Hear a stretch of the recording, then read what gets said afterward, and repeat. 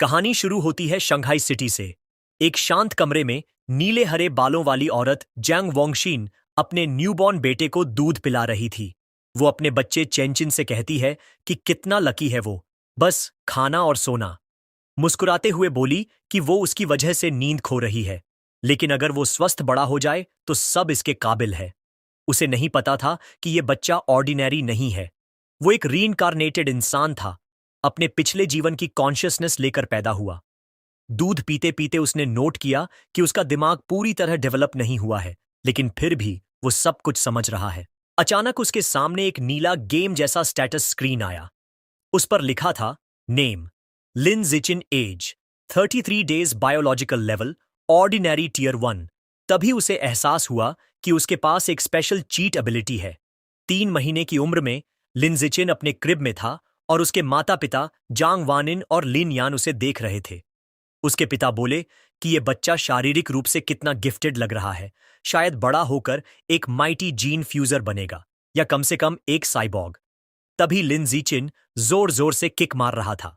System notification आया, kicked 10,000 times, biological attribute unlocked and advanced. अब उसे एक नया स्किल मिला, जिससे उसके शरीर का जो भी हिस्सा वो ट्रेन करेगा वो कार्बन बेस्ड लिमिट तक इन्फिनिटली स्ट्रांग बनता जाएगा। उसे महसूस हुआ कि उसकी ताकत बढ़ रही है। उसने सोचा, आखिर उसके पिता का मतलब क्या है जीन फ्यूजर्स और साइबॉग्स से, और उसने सुपर हीरोज जैसी कल्पना की। 4 महीने की उम्र में लिन जिचिन बैठना और रेंगना सीख गया था। अपने पेरेंट्स को डराने से बचने के लिए वो रात में अकेले ट्रेनिंग करता था। हर बार जब वो क्रॉल करता, सिस्टम उसे पॉइंट से रिवॉर्ड करता। 1 महीने बाद 5 महीने की उम्र में वो चलना मास्टर कर चुका था। 6 महीने में वो अब अपने पेरेंट्स के सामने भी बैठ और क्रॉल सकता था, बिना ज्यादा अजीब लगे। एक दिन टीवी देखते वक्त न्यूज रिपोर्ट में एबरेंट बीस्ट्स दिखाई गईं, जिनसे लड़ने के लिए जीन फ्यूजर्स और साइबॉग्स दोनों साथ लड़ रहे थे।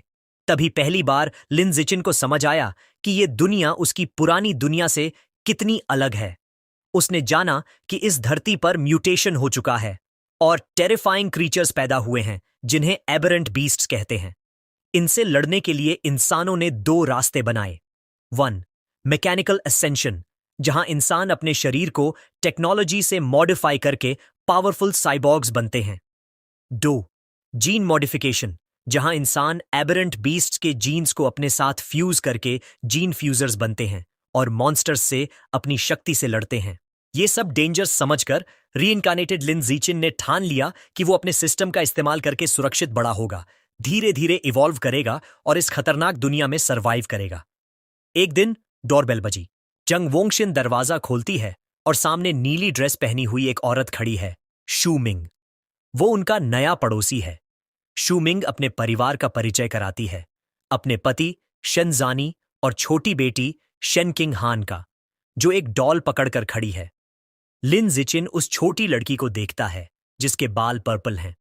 वो मानता है कि शेनकिंग हान उसकी इस नई दुनिया की पहली दोस्त बनेगी और उसे महसूस होता है कि उनकी किस्मतें एक दिन गहराई से जुड़ेंगी। समय बीतता है और लिन जिचिन खुद को ट्रेनिंग में झोंक देता है।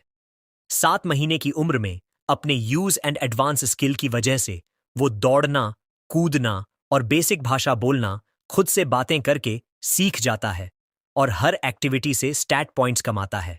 8 महीने में उसका ट्रेनिंग लेवल इतना बढ़ जाता है कि वो क्रिब में ही सिटअप्स और पुशअप्स करने लगता है। लेकिन वो ध्यान रखता है कि जब तक उसके पेरेंट्स आसपास न हो तभी प्रैक्टिस करे। लेकिन एक दिन उसकी मां जैंग वोंगशिन बैल्कनी में जाती है और शॉक्ड हो जाती है जब देखती है कि उसका 8 महीने का बेटा सिटअप्स कर रहा है। वो अपनी आंखें मलती है, यकीन नहीं होता। लेकिन चूंकि वो वेब नॉवेल ऑथर है, इसलिए उसे लगता है कि ये स्ट्रेस की वजह से हेलुसिनेशन है। लिन तुरंत सोने का नाटक करता है, राहत की सांस लेता है और सोचता है कि अब उसे और ज्यादा सावधान रहना होगा। कुछ दिनों बाद नहाते वक्त जैंग वोंगशिन को एक और बड़ा झटका लगता है। वो चिल्लाकर अपने पति लिन यन को बुलाती है। जब वो भागते हुए आते हैं तो वो दिखाती है कि उनका 8 महीने का बेटा डिफाइंड एबीएस बना चुका है। लिन यान हैरान रह जाता है। वो उत्साहित होकर कहता है कि शायद उनका बेटा 1 इन अ मिलियन प्रोडिजी है और उसका भविष्य बहुत ब्राइट होगा। चाहे जीन फ्यूजर बने या साइबॉर्ग। ये जीनियस वाली बातें सुनकर लिन जिचिन चैन की सांस लेता है कि उसका सीक्रेट अभी तक सेफ है। उसे लगता है कि वाकई लकी है जिसके पेरेंट्स दोनों वेब नॉवल ऑथर्स हैं। लेकिन वो ये भी सोचता है कि इस म्यूटेटेड अर्थ पर वो अकेला जीनियस नहीं है। वो और उसकी माँ एक न्यूज रिपोर्ट देखते हैं जिसमें दिखाया जाता है कि एक मार्शल आर्ट्स फैमिली का 2 साल का बच्चा एक हाथ से 20 किलोस का डंबल उठा सकता है। जैंग वोंगशिन अपने बेटे को पास खींचकर गर्व से कहती है कि उसका चेंचिन भी उतना ही अमेजिंग है। लिन जीचिन अपनी माँ की इस कॉन्फिडेंस से भावुक हो जाता है और सोचता है कि क्या वो भी 2 साल की उम्र में 20 किलोज उठा पाएगा। जब लिन जीचिन सचमुच 2 साल का होता है, उसकी ट्रेनिंग रंग लाती है। उसने लो प्रोफाइल रखते हुए गुप्त रूप से अपनी ताकत डेवलप की होती है। अब वो आसानी से एक हाथ से 20 किलोज का वेट स्टोरेज रूम में उठा लेता है। लेकिन उसका सेशन बीच में रुक जाता है जब उसकी माँ बुलाती है कि हान हान शेनचिंग हान का निकनेम खेलने के लिए आ गई है। चौंक कर उसने वेट नीचे रखा और बाहर चला गया। उसने दरवाजा खोला तो सामने शेनिंग हान खड़ी थी, जो अब 2 साल की हो चुकी थी और वह उसे एक टाट दे रही थी। लिन जिचिन अंदर ही अंदर सोचता है कि उनकी अलग मेंटल एज होने की वजह से वो नॉर्मल बच्चों की तरह गेम्स नहीं खेल पाते। जहां हान हान एक टिपिकल टॉडलर है, वहीं वो हर पल ट्रेनिंग में लगाता है। उसने उसके साथ टाइम बिताने का एक यूनिक तरीका खोज लिया था। क्योंकि हान हान हमेशा उसके पास रहना पसंद करती थी, वो उसके लिए perfect custom sized weighted vest बन जाती थी एक्सरसाइजेस के दौरान। लेकिन एक प्रॉब्लम बार बार रिपीट होती थी और उसे फिर याद आ गई जब उसने एक गर्म नमी महसूस की। उसने चिल्लाकर कहा कि हान हान ने फिर से उस पर पेशाब कर दिया है। एक और साल बीत गया। 3 साल की उम्र में लिन जिकिन की स्ट्रेंथ एक्सपोनेंशियली बढ़ चुकी थी और अब वो एक हाथ से 40 किलो का वेट आसानी से उठा सकता था। टीवी देखते समय उसने एक रिपोर्ट देखी जिसमें एक 4 साल का प्रोडिजी 30 किलो का डंबल उठा रहा था। उसने संतुष्टि से नोट किया कि वो पहले से ही उससे ज्यादा स्ट्रांग है। लेकिन अपनी प्रोग्रेस के बावजूद उसका सिस्टम अभी भी उसे ऑर्डिनरी टीयर 1 दिखा रहा था। उसने सोचा कि टीयर 2 तक पहुंचने के लिए आखिर उसे और क्या करना होगा। इन्हीं सवालों के साथ उसने पहली बार अपने घर से बाहर कदम रखा। बाहर की दुनिया एक स्टनिंग फ्यूचरिस्टिक सिटीस्केप थी, जहां बीस्टमैन और साइबॉग्स नजर आ रहे थे। उसने अंदाजा लगाया कि यही वो जीन फ्यूजर्स और साइबॉग्स हैं जिनके बारे में उसने सुना है। अपनी माँ और पड़ोसियों शू मंग और शेन चिंगान के साथ वो लाइब्रेरी की ओर गया। क्योंकि उसके पेरेंट्स उसे इलेक्ट्रॉनिक डिवाइसेस इस्तेमाल नहीं करने देते थे, उसके लिए books he best source of information थे। लाइब्रेरी पहुंचकर उसकी मां ने उसे बच्चों वाले सेक्शन की तरफ इशारा किया, लेकिन लिन जिचिन सीधे एडवांस्ड इंसाइक्लोपीडियाज की तरफ बढ़ गया और चिंतित शेनिंग हान उसके पीछे पीछे चल दी। दोनों माताएं हैरानी से देख रही थीं। शू मंग ने पूछा कि उसे ये बुक्स क्यों पसंद हैं, तो जांग वांग ने अंदाजा लगाया कि ये उसकी जीनियस जीन्स की वजह से है। शेनिंग हान ने उसे कुकीज ऑफर की, लेकिन लिन जिचिन अपनी रीडिंग में पूरा डूबा हुआ था। इन बुक्स से उसने सीखा कि सारी लाइफ को 6 बायोलॉजिकल लेवल्स में डिवाइड किया गया है। Ordinary, advanced, rare, epic, legendary और मिथिकल, और हर लेवल को 9 टीयर्स में बांटा गया है। उसने महसूस किया कि उसके पेरेंट्स जैसे नॉर्मल इंसान तो बिल्कुल नीचे हैं। ऑर्डिनरी टीयर 1 यानी हायर लेवल बीइंग्स की तुलना में बिल्कुल चींटी जैसे इनसिग्निफिकेंट। ये नॉलेज लिन जिचिन के अंदर एक आग जला गई। उसे अपनी ट्रेनिंग और तेज करनी थी, लेकिन कवर बनाए रखते हुए। तभी उसके सिस्टम ने उसे एक नया क्वेस्ट दिया। 100 मिलियन कैरेक्टर्स पढ़ो और सेलेस्टियल राउट ऑफ विजडम का रिवॉर्ड पाओ। माइंड और बॉडी दोनों को ट्रेन करने के इस चांस से एक्साइटेड होकर उसने ये क्वेस्ट एक्सेप्ट कर लिया। अगले 1 साल तक लिन जिचिन ने अपना समय शारीरिक ट्रेनिंग और बहुत पढ़ाई में बांट दिया। 4 साल की उम्र में वह और शेन चिंगहान अपने टीचर मिस जांगमे का हाथ पकड़े हुए किंडरगार्टन जाने लगे। उसकी मेहनत रंग लाई। स्कूल शुरू होने के थोड़े समय बाद ही वह ऑर्डिनरी टीयर 2 तक पहुंच गया। उसकी फिजिकल ताकत बेहद जबरदस्त थी। वह एक हाथ से 80 किलो वेट उठा सकता था, 1.2 मीटर ऊंचाई तक कूद सकता था और 100 मीटर की दौड़ सिर्फ 11 सेकंड से कम समय में पूरी कर सकता था। ये आंकड़े किसी एडल्ट के लिए भी बहुत बड़े हैं। एक किंडरगार्टनर की तो बात ही छोड़ो। एक दिन उसने देखा कि कुछ बच्चे शेन चिंग हान को घेर कर खड़े हैं और उसे बेड वेटर कहकर चिढ़ा रहे हैं। अपने दोस्त को रुलाते हुए देखकर उसे समझ आ गया कि अब उसे एक्शन लेना होगा। वह नाटकीय अंदाज में सीधा बुलीज के बीच कूद गया, उन्हें घूरा और डरावनी धमकी दी। अगर किसी ने फिर से हान हान को सताया तो वो हर दिन उनके बेड पर पेशाब कर देगा। उसकी ये बचकानी लेकिन डरावनी धमकी काम कर गई। सारे बुलीज रोने लगे और कसम खाई कि वो कभी किंडरगार्टन वापस नहीं आएंगे। शेन चिंगहान ने अपने प्रोटेक्टर को प्रशंसा भरी नजरों से देखा। इस काम से उसके सिस्टम ने एक नया अचीवमेंट अनलॉक किया, किंडरगार्टन किड किंग का टाइटल और साथ ही एक नई क्वेस्ट सीरीज भी। लिन बेहद खुश था कि अब वह एक साथ कई क्वेस्ट्स पर काम कर सकता है। आधा साल बाद उसने अपना रीडिंग क्वेस्ट पूरा कर लिया। उसने 100 मिलियन कैरेक्टर्स पढ़ लिए थे और उसे इनाम मिला, सेलेस्टियल रूट ऑफ विजडम, जिसने उसे परफेक्ट याददाश्त और पीक ह्यूमन लर्निंग एबिलिटी दी। समय तेजी से बीता और जल्द ही वह और शेन चिंगहान लगभग 7 साल के हो गए, अपने किंडरगार्टन ग्रेजुएशन फोटो के लिए पोज करते हुए। वेकेशन में भी लिन जिचिन ने आराम नहीं किया। अब वह इतना ताकतवर हो गया था कि 200 किलो बारबेल से ट्रेनिंग कर सकता था। छुट्टियों के दौरान उसकी एबिलिटीज नई ऊंचाइयों पर पहुंच गईं। वह 2 मीटर से भी ऊंचा कूद सकता था और 100 मीटर की दौड़ में 8 सेकंड बैरियर तोड़ चुका था, 7.98 सेकंड्स का समय लेकर। उसका दिमाग भी उतना ही तेज हो चुका था, उसकी नई एबिलिटी से बूस्ट होकर।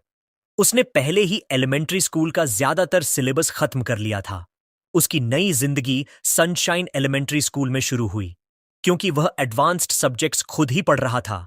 एकेडमिक कॉम्पिटिशन्स उसके लिए आसान थे। उसने effortlessly national elementary school academic competition में पहला स्थान हासिल कर लिया, सिर्फ अपना टाइटल जल्दी अनलॉक करने के लिए। जब भी उसे फ्री टाइम मिलता, वह शेन चिंगहान को प्राइवेट ट्यूटरिंग देता।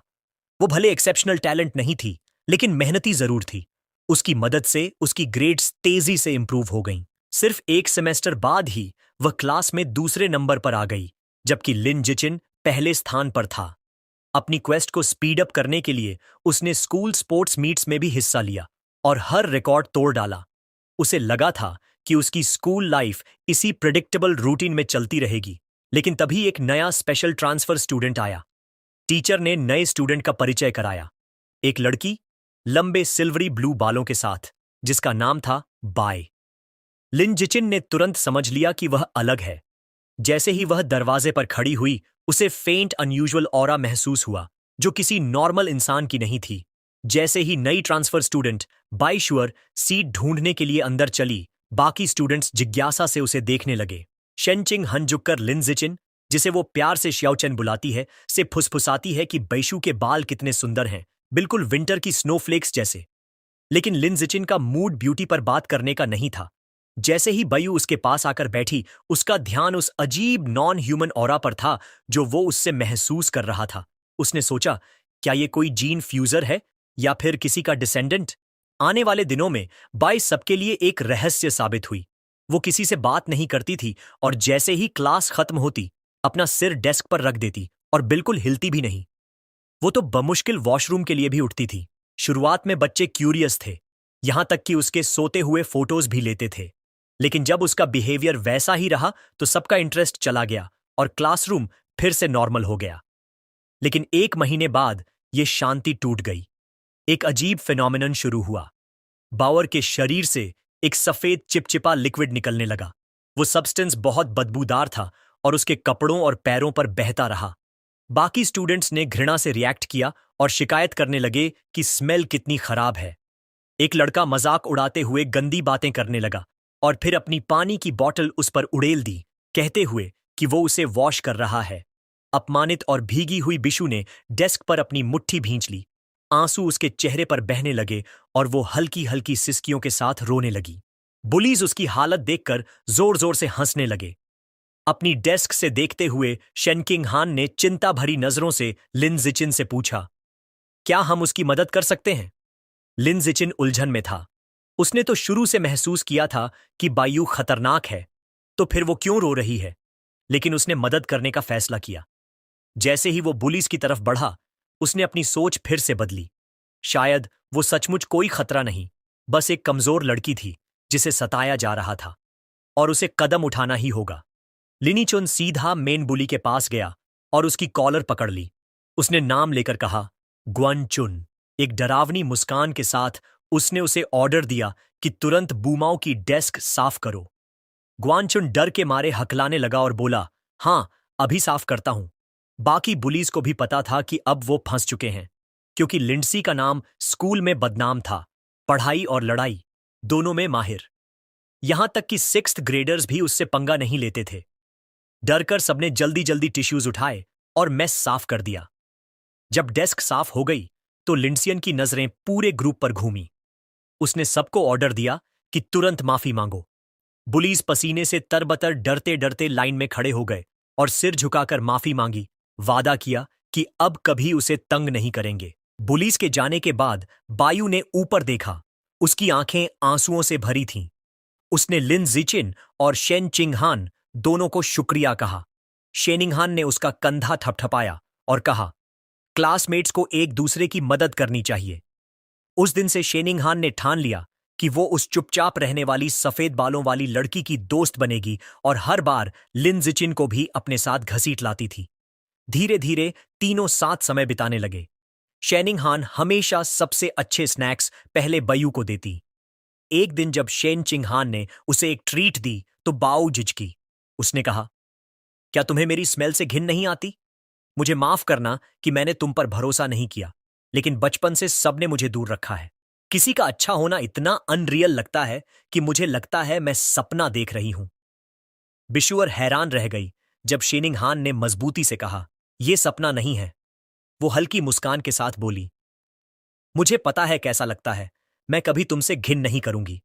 अगर तुम चाहो तो हम हमेशा के लिए दोस्त रहेंगे। उसने हल्के गुस्से के साथ लिंडिक को भी इस वादे में खींच लिया।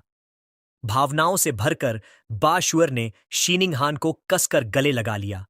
उसकी आंखों से आंसू बहने लगे और उसने उनका बार बार शुक्रिया किया। थोड़ा संभलने के बाद उसने कहा कि वो भी उन्हें एक गिफ्ट देना चाहती है। उसने एक नेकलेस निकाला जिसमें 2 बीस्ट फैंग्स थे और बताया कि ये उसकी मां का बर्थडे गिफ्ट था। उसने कहा कि ये उनकी दोस्ती का सिंबल होगा। शेनिंगहन ने खुशी खुशी हामी भरी। तीनों बच्चे स्कूल यार्ड में खड़े हुए डूबते सूरज की रोशनी में खुशी खुशी बोल पड़े, हम हमेशा दोस्त रहेंगे। लेकिन जैसे ही उनकी नई दोस्ती मजबूत हुई, अचानक सब बदल गया। एक दिन शेनिंगहान हैरान रह गई जब उसे पता चला कि बायू ने स्कूल छोड़ दिया है। लिंडिचिन ने इसकी पुष्टि की, बताते हुए कि उसने उसे खुद विथड्रॉल पेपर्स भरते देखा था। उसकी यादों में वो मोमेंट ताजा हो गया। उसने प्रिंसिपल के ऑफिस के दरवाजे से देखा था, जहां बायू प्रिंसिपल के साथ थी और एक बड़ा डरावना आदमी साइबरनेटिक आर्म्स के साथ खड़ा था। प्रिंसिपल ने उस आदमी को भरोसा दिलाया कि बैशु के सारे पेपर पूरे हो गए हैं और उसकी जानकारी गोपनीय रखी जाएगी। ये देखकर लिन जिचिन का शक पक्का हो गया कि बैशु की पहचान साधारण नहीं थी। उस दिन के बाद उसने उसे फिर कभी नहीं देखा और सोचता रह गया कि असल में वो कौन थी। कुछ समय बाद लिन जिचिन घर पर अपनी मां जांग वांगशिन को शोल्डर मसाज दे रहा था। मां ने चैन की सांस ली और बोली कि टाइपिंग के लंबे दिन के बाद ये मसाज बिल्कुल परफेक्ट है। अंदर ही अंदर लिन जिचिन ने नोट किया कि उसने ये प्रोफेशनल मसाज स्किल्स अपने सेलेस्टियल रूट ऑफ विजडम की वजह से सीखे हैं और उसे हैरानी हुई कि ये इतनी काम की निकली। उनकी शांत शाम को एक बड़ी खबर ने तोड़ दिया। न्यूज रिपोर्ट में दिखाया गया कि क्योटो प्रोडिजी ने फिर से कमाल कर दिया। सिर्फ 10 साल की उम्र में उसने अबेरेंट बीस्ट जीन्स के साथ सफल फ्यूजन कर लिया था और अब वह एक हाथ से 500 किलो की चट्टान उठा सकता था। लिन जिचिन ने उस लड़के को पहचाना और झटका खाया कि उसका प्रतिद्वंदी पहले ही जीन फ्यूजन शुरू कर चुका है। उसके पिता लिन यान ने शिकायत की कि ये क्योटो वाला लड़का हमेशा टीवी पर छाया रहता है। क्या लोग उसे इन्फ्लुएंसर बनाना चाहते हैं? माँ बाप में बहस शुरू हो गई। लिन यान बोला कि वो बच्चा 1000 साल पुराने मार्शल आर्ट्स परिवार से है, उनके पास जरूर एडवांस जीन फ्यूजन टेक्नोलॉजी होगी। जांग वांगशिन ने तर्क दिया कि बच्चे को गिनी पिग बनाना गलत है। पिता ने पलटकर कहा कि ऐसे परिवारों के लिए परिवार की इंटरेस्ट सबसे ऊपर होती है। मां ने तंज कसते हुए कहा, तुम्हें तो सब पता है। उनकी बहस के बीच लिन जिचिन गहरी सोच में था। उसे याद आया कि फ्यूजन से पहले वो लड़का 100 किलो उठाता था, अब 500 किलो, यानी 5 गुना ताकत। लेकिन लिन जिचिन सिर्फ 8 साल की उम्र में बिना किसी जीन फ्यूजन के एक हाथ से 300 किलो उठा लेता था। उसने आत्मविश्वास से मुट्ठी बांधी और तय किया कि उसका पोटेंशियल कहीं ज्यादा बड़ा है। लेकिन यह कॉन्फिडेंस ज्यादा देर नहीं रहा। अगली खबर ने उसे डर का असली मतलब सिखा दिया। ब्रेकिंग न्यूज में दिखाया गया कि पड़ोसी देश का एक शहर पूरी तरह बर्बाद हो गया है एक विशाल धमाके में। फुटेज में दिखा कि हमला विशाल एबरेंट रैट्स ने किया था। स्क्रीन पर डरावने नजारे आए। राक्षसी चूहे खंडहरों में दौड़ते हुए एक औरत को अपने जबड़े में पकड़ लेते हैं और उसे बेरहमी से खा जाते हैं। रिपोर्ट में बताया गया कि इसके पीछे हेरेटिक्स कल्ट है, एक गुप्त संगठन जो इन राक्षसी जानवरों को अपने फायदे के लिए नियंत्रित करता है। एक प्रेस कॉन्फ्रेंस में सकुरा कंट्री के अधिकारी ने अंतर्राष्ट्रीय मदद की गुहार लगाई। लिन जिचिन ने समझा कि ये हेरेटिक्स इंसानियत के गद्दार हैं। उसे सुकून मिला कि वो एक शक्तिशाली और सुरक्षित देश में पैदा हुआ है, जहां वो छुपकर मजबूत हो सकता है। तभी बाहर से सोनिक बूम्स की आवाज आई। वो खिड़की पर दौड़ा और पर्दे हटाए। रात के आसमान में भारी हथियारों से लैस साइबॉग्स की एक टुकड़ी उड़ रही थी। उसने सोचा कि इतने लोग क्यों तैनात किए गए हैं। उम्मीद की कि कुछ बुरा ना हो। अगली सुबह सब कुछ सामान्य दिखा। लिन जिचिन बाहर शीनिंग हान का इंतजार कर रहा था। वो दौड़ती हुई आई और माफी मांगी कि लेट हो गई। जैसे ही वो पास आई, लिन जिचिन ने कुछ अजीब देखा। उसके गले में लटक रहा बीस्ट फैंग नेकलेस जो बैशू ने उन्हें दिया था, चमकने लगा। नीली रोशनी निकल रही थी और उसने तुरंत पहचान लिया कि यह किसी एबेरेंट बीस्ट का दांत है, वही गैर मानवीय आभा जिसकी उसने पहले झलक महसूस की थी। रोशनी उतनी ही जल्दी गायब हो गई जितनी जल्दी आई थी। दोनों ने इसे ज्यादा ध्यान नहीं दिया, लेकिन लिन जिचिन के मन में खौफ बैठ गया। साइबॉग्स की तैनाती और इस फैंग की प्रतिक्रिया, कुछ बड़ा होने वाला है। स्कूल जाते समय एक रहस्यमयी औरत उनके रास्ते में आई। लंबे लाल बाल, काली ड्रेस और एक लैंप पोस्ट से टिक कर खड़ी हुई। वो मुस्कुराते हुए बोली, क्या प्यारे बच्चे हो? क्या तुम भाई बहन हो? शीनिंग हान ने गर्व से जवाब दिया, नहीं, हम बचपन से सबसे अच्छे दोस्त हैं। औरत ने हल्की उदासी से कहा, काश मेरा भी कोई बचपन का दोस्त होता। फिर अचानक उसका चेहरा डरावना हो गया। आंखों में चमक लिए उसने पूछा, लेकिन तुम लोग स्कूल अकेले क्यों जा रहे हो? तुम्हारे माता पिता कहाँ हैं? जैसे ही शीनिंग हान बोलने लगी, लिन जिचिन ने जल्दी से उसका हाथ पकड़ लिया और बीच में काटते हुए कहा, चलो, देर हो रही है। वो उसे खींचकर आगे ले गया। पीछे रह गई वो रहस्यमयी लाल बालों वाली औरत। काफी दूर आने के बाद उसने शीनिंग हान को हल्के से डांटा, उसे याद दिलाते हुए कि अजनबियों से बात नहीं करनी चाहिए।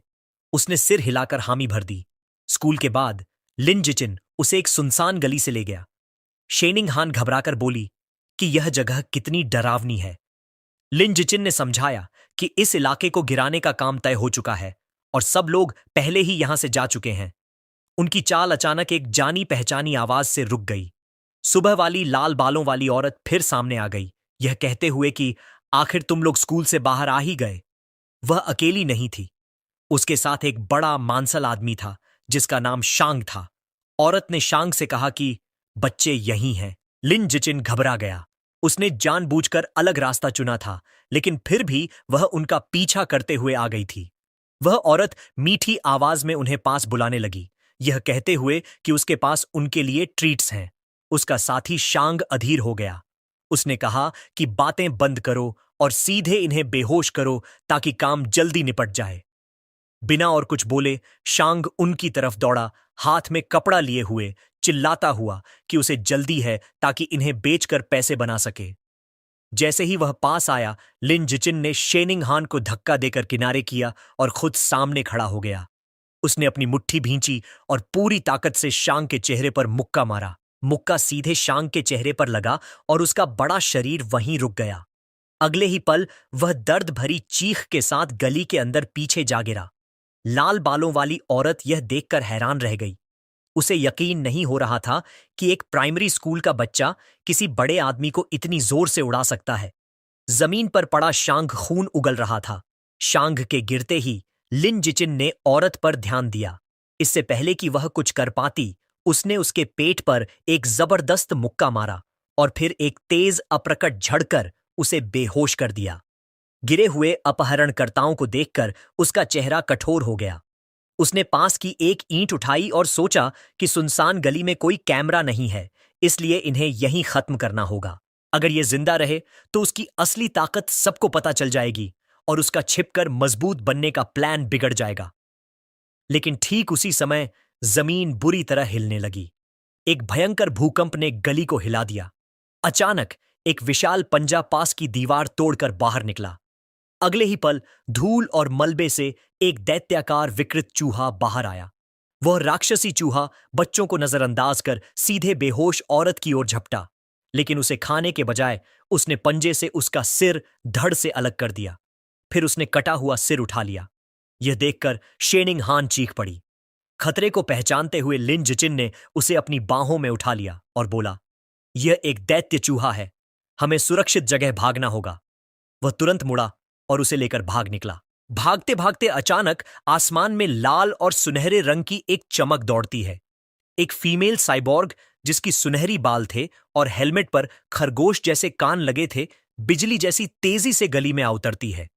उसकी गति इतनी अविश्वसनीय थी कि वो मानो धुंधली परछाई की तरह मॉन्स्टर चूहे के पास से निकल गई। लिन जिचिन के कंधे के ऊपर से देखते हुए शेनिंग हान हैरान होकर चिल्लाती है कि वो साइबॉर्ग कितनी तेज है। साइबॉर्ग बड़ी निपुणता से मॉन्स्टर के पीछे उतरती है और हमला करने की तैयारी करती है। उसका दस्ताना चमक उठता है और वो अपना हथियार चार्ज करते हुए ऐलान करती है, एनेस्थेटिक स्मोक। वो प्रोजेक्टाइल दागती है जो गली को हिला देने वाले धमाकों के साथ फटते हैं। लिन जिचिन तुरंत शेनिंग हान को अपनी बाहों से ढककर ब्लास्ट से बचाता है। विस्फोटों में फंसा मॉन्स्टर चूहा दर्द में दहाड़ता है और एनेस्थेटिक धुएं से चकरा जाता है। मौका देखते ही साइबॉर्ग आगे बढ़ती है और तेज वारों की झड़ी लगाकर कमजोर जानवर को खत्म कर देती है। बाद में लिन जिचिन घर पर न्यूज रिपोर्ट देखता है जिसमें इस घटना को दिखाया जाता है। वो लड़ाई का गहराई से विश्लेषण करता है और निष्कर्ष निकालता है कि उस साइबॉर्ग की ताकत बहुत ऊंची नहीं थी। उसे पहले मॉन्स्टर को कमजोर करना पड़ा और फिर भी उसे खत्म करने में पूरे 7 मिनट लगे। वो सोचता है कि मॉन्स्टर चूहे कितने खतरनाक जीव होते हैं, जो 10 मीटर से ज्यादा लंबे हो सकते हैं और ऑर्डिनरी 5th टियर तक पहुंच सकते हैं। हालांकि वो दोनों सुरक्षित बच निकले, यह घटना उसे फिर याद दिलाती है कि यह दुनिया कितनी खतरनाक है। वह निश्चय करता है कि उसे और भी कठोर प्रशिक्षण करना होगा ताकि खुद को और अपने अपनों को बचा सके। इसके बाद उसे अपने ट्रेनिंग स्पेस में देखा जाता है, जहां वो भारी बारबेल के साथ वेटेड स्क्वाट्स कर रहा होता है। सिस्टम उसे इसके लिए पॉइंट से पुरस्कृत करता है। भले ही मॉन्स्टर चूहों का खतरा मंडरा रहा है, जिंदगी आगे बढ़ती रहती है। कुछ ही समय बाद लिन जिचिन और शेनिंग हान अपने 9वें जन्मदिन का जश्न मनाते हैं। दोनों परिवार एक बड़े केक के इर्द गिर्द जमा होते हैं। विश मांगने के बाद दोनों एक दूसरे को तोहफे देते हैं। अपनी सेलेस्टियल रूट ऑफ विजडम की बदौलत लिन जिचिन ने सिर्फ एक रात में खुद से नक्काशी सीख ली थी और शेनिंग हान के लिए बारीक डिजाइन वाला लकड़ी का हेयर पिन बना डाला। शेनिंग हान बहुत खुश हो जाती है, उसे बालों में लगाकर मुस्कुराती है और कहती है कि उसे यह बहुत पसंद है। समय तेजी से बीतता है और दोनों एलिमेंट्री स्कूल से ग्रेजुएट होकर मिडिल स्कूल शुरू करते हैं। इसी समय सिस्टम उसे नोटिफाई करता है कि उसने 9 साल की कंपल्सरी एजुकेशन पूरी करके नया अचीवमेंट हासिल किया है। किंडरगार्टन किड किंग और एलिमेंट्री स्कूल टॉप डॉग दोनों टाइटल्स अनलॉक हो जाते हैं। वो उत्साहित हो जाता है कि अगला टाइटल मिडिल स्कूल ओवरलॉर्ड होगा, जिससे उसे survival of the fittest attribute मिलेगा। छुट्टियों के दौरान भी वो हाई इंटेंसिटी ट्रेनिंग करता है। उसके ट्रेनिंग सेशन में शामिल होता है पीठ पर भारी चट्टान रखकर 1000 पुशअप्स, जिससे उसकी स्टैट्स में भारी बढ़ोतरी होती है। उसकी मेहनत रंग लाती है। स्कूल शुरू होने से ठीक पहले 10 किलोमीटर दौड़ के बाद उसका सिस्टम ऐलान करता है कि उसकी बायोलॉजिकल लेवल बढ़कर ऑर्डिनरी 3rd टियर तक पहुंच गई है। उसके शारीरिक गुण आश्चर्यजनक रूप से बढ़ गए थे। अब वह एक हाथ से 700 किलो उठा सकता था, 4 मीटर ऊंचाई तक कूद सकता था और 100 मीटर की दौड़ केवल 6 सेकंड में पूरी कर सकता था। अपनी ताकत बढ़ते हुए देखकर वह सोचता है कि क्योटो का प्रोडिजी अब किस स्तर पर पहुंच चुका होगा। संयोग से स्कूल शुरू होने से एक रात पहले टीवी पर एक नई खबर प्रसारित होती है। रिपोर्ट में बताया जाता है कि अब 14 साल का हो चुका प्रोडिजी विशाल चींटी के जीन के साथ फ्यूज हो चुका है और एक हाथ से 2000 किलो का मिश्र धातु ब्लॉक उठा सकता है। लिन जिचिन गणना करता है कि चूंकि विशाल चींटी के जीन ताकत को 4 से 8 गुना तक बढ़ा देते हैं, तो प्रोडिजी की असली ताकत बिना जीन के सहारे लगभग 500 किलो ही है। इसका मतलब यह था कि वह अब भी बुनियादी रूप से प्रोडिजी से ज्यादा ताकतवर है। यह सोचकर उसके चेहरे पर मुस्कान आ जाती है और वह कल्पना करता है कि भविष्य में जीन फ्यूजन के साथ वह कितना शक्तिशाली बनेगा। अगले दिन मिडिल स्कूल शुरू होता है। शहर का टॉप स्टूडेंट होने की वजह से सभी बेहतरीन मिडिल स्कूल्स ने उसे अपने यहां बुलाने की कोशिश की थी, लेकिन उसने शंघाई मिडिल स्कूल का निमंत्रण स्वीकार किया, इस शर्त पर कि शेनिंग हान भी उसी की क्लास में होगी। रजिस्ट्रेशन के समय प्रिंसिपल और नए क्लास टीचर उनका स्वागत करते हैं और बताते हैं कि वे उस पर कितना भरोसा कर रहे हैं। थोड़ी औपचारिक बातों के बाद वह बहाना बनाकर शेनचिंग हान के साथ वहां से निकल जाता है। दरअसल शंघाई मिडिल स्कूल चुनने का असली कारण उसकी बेहतरीन खेल सुविधाएं थीं। उन्होंने तय किया था कि क्लास शुरू होने से पहले स्कूल के कोर्ट पर बैडमिंटन खेलेंगे। कोर्ट पर उत्साहित शेनिंग हान कहती है कि अब खेल शुरू करना चाहिए। वह शॉट लगाते हुए अपने अंदाज में उसे फेरीज कर्व बॉल कहती है। लिंजिचिन आसानी से शटलकॉक को हवा में पकड़ लेता है, लेकिन उनका खेल बीच में ही रुक जाता है। एक ग्रुप सीनियर स्टूडेंट्स वहां आ जाता है और उनका लीडर, जिसने उलटी कैप पहन रखी थी, शटलकॉक छीन लेता है और कहता है कि यह कोर्ट उनके लिए रिजर्व है। उसके दोस्त मजाक उड़ाते हुए कहते हैं कि शेनिंग हान चाहें तो उनके साथ खेल सकती है। शेनिंग हान डटकर जवाब देती है कि उन्हें नियमों का पालन करना चाहिए और वे लोग पहले आए थे। लिन जिचिन उसकी ओर बढ़ते सीनियर्स को ठंडी नजर से देखता है और सख्त लहजे में कहता है कि वह शेनिंग हान से दूर रहें और याद रखें कि पहले आओ पहले पाओ का नियम लागू होता है। लीडर घमंडी अंदाज में हंसते हुए कहता है कि अब कोर्ट उसी का है। वह शटलकॉक उठाता है और सर्व करने ही वाला होता है कि लिन जिचिन हरकत में आ जाता है। वह ठंडे स्वर में कहता है कि अब से यहां सिर्फ उसके नियम चलेंगे। वह जबरदस्त ताकत के साथ उछलता है और शटलकॉक को इतनी तेजी से स्मैश करता है कि वह सफेद धुंध की तरह कोर्ट के पार निकल जाता है। ताकत इतनी जबरदस्त होती है कि लीडर के पास रिएक्ट करने का भी वक्त नहीं मिलता। टकराव से उसका रैकेट चकनाचूर हो जाता है और उसकी कैप उड़कर गिर जाती है। सीनियर्स के चेहरे पर पसीना और डर साफ झलकता है। वे कांपते हुए सोचते हैं कि क्या लिन जिचिन इंसान भी है या फिर कोई जीन फ्यूजर। उनमें से एक घबराकर कहता है कि अगर शॉट थोड़ा सा भी इधर उधर हुआ होता तो उनके बॉस का सिर उड़ गया होता। डरे हुए सीनियर्स गहरी झुककर माफी मांगते हैं और कहते हैं कि अब वे नियम समझ गए हैं और तुरंत चले जाएंगे। फिर वे जल्दी से वहां से भाग निकलते हैं।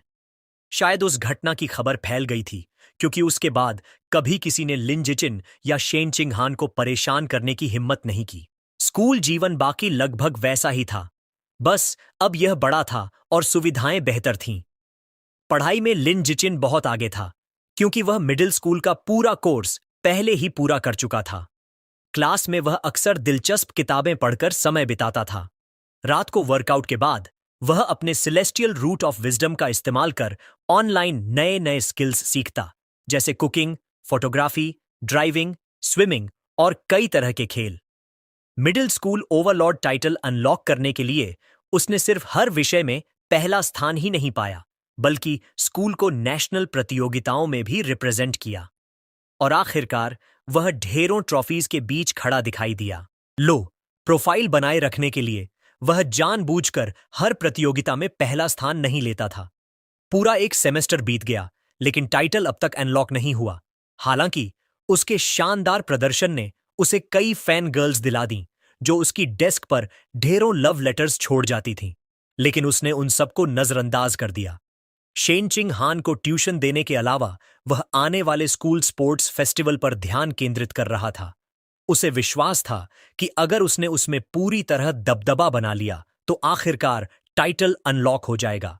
फेस्टिवल के लिए उसने सिर्फ 3 इवेंट्स चुने, शॉट पुट, हाई जंप और स्प्रिंटिंग, जो क्रमशः ताकत, छलांग और गति का प्रतिनिधित्व करते थे। शॉटपुट में उसने आश्चर्यजनक 201 मीटर तक थ्रो किया। हालांकि उसने खुद को सुपर ह्यूमन न दिखाने के लिए काफी कंट्रोल किया, फिर भी वह आसानी से तीनों इवेंट्स में पहला स्थान ले गया। जब वह शेनिंगहान के साथ बैठा अपना गोल्ड मेडल निहार रहा था, तभी उसे अपने शरीर में नई ताकत उभरती हुई महसूस हुई। एक सिस्टम नोटिफिकेशन प्रकट हुआ जिसमें घोषणा हुई कि उसकी उपलब्धियां बाकी सभी छात्रों से बहुत आगे निकल जाने के कारण उसने middle school Overlord title unlock कर लिया है। तीनों स्कूल एज टाइटल्स अनलॉक होने के साथ ही dominant 9 years of compulsory education achievement पूरा हो गया और उसे नया बायोलॉजिकल एट्रीब्यूट मिला, सर्वाइवल ऑफ द फिटेस्ट। उस ताकत को अपने अंदर बहता महसूस करते हुए लिन जिचिन ने संतोष के साथ महसूस किया कि टाइटल आखिरकार अनलॉक हो गया है। जैसे ही लिन जिचिन और शेनिंगहान स्कूल छोड़ते हैं, वो अपने नए survival of the fittest attribute के बारे में सोचता है। ये एबिलिटी एक प्रेडेटर को दूसरे क्रीचर्स की लाइफ एसेंस खाकर इवॉल्व करने देती है। वो सोचता है, लाइफ एसेंस क्या होता है? वो सोच में खो जाता है जब तक शेनिंगहान उसे रोकती है। हकीकत में वापस आकर उसे एक आइडिया आता है। वो शेनिंगहान से पूछता है कि क्या वो उसका बीस्ट फैंग नेकलेस बोरो कर सकता है।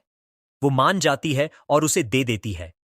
जैसे ही उसकी उंगलियां फैंग को छूती हैं, सिस्टम नोटिफिकेशन आता है।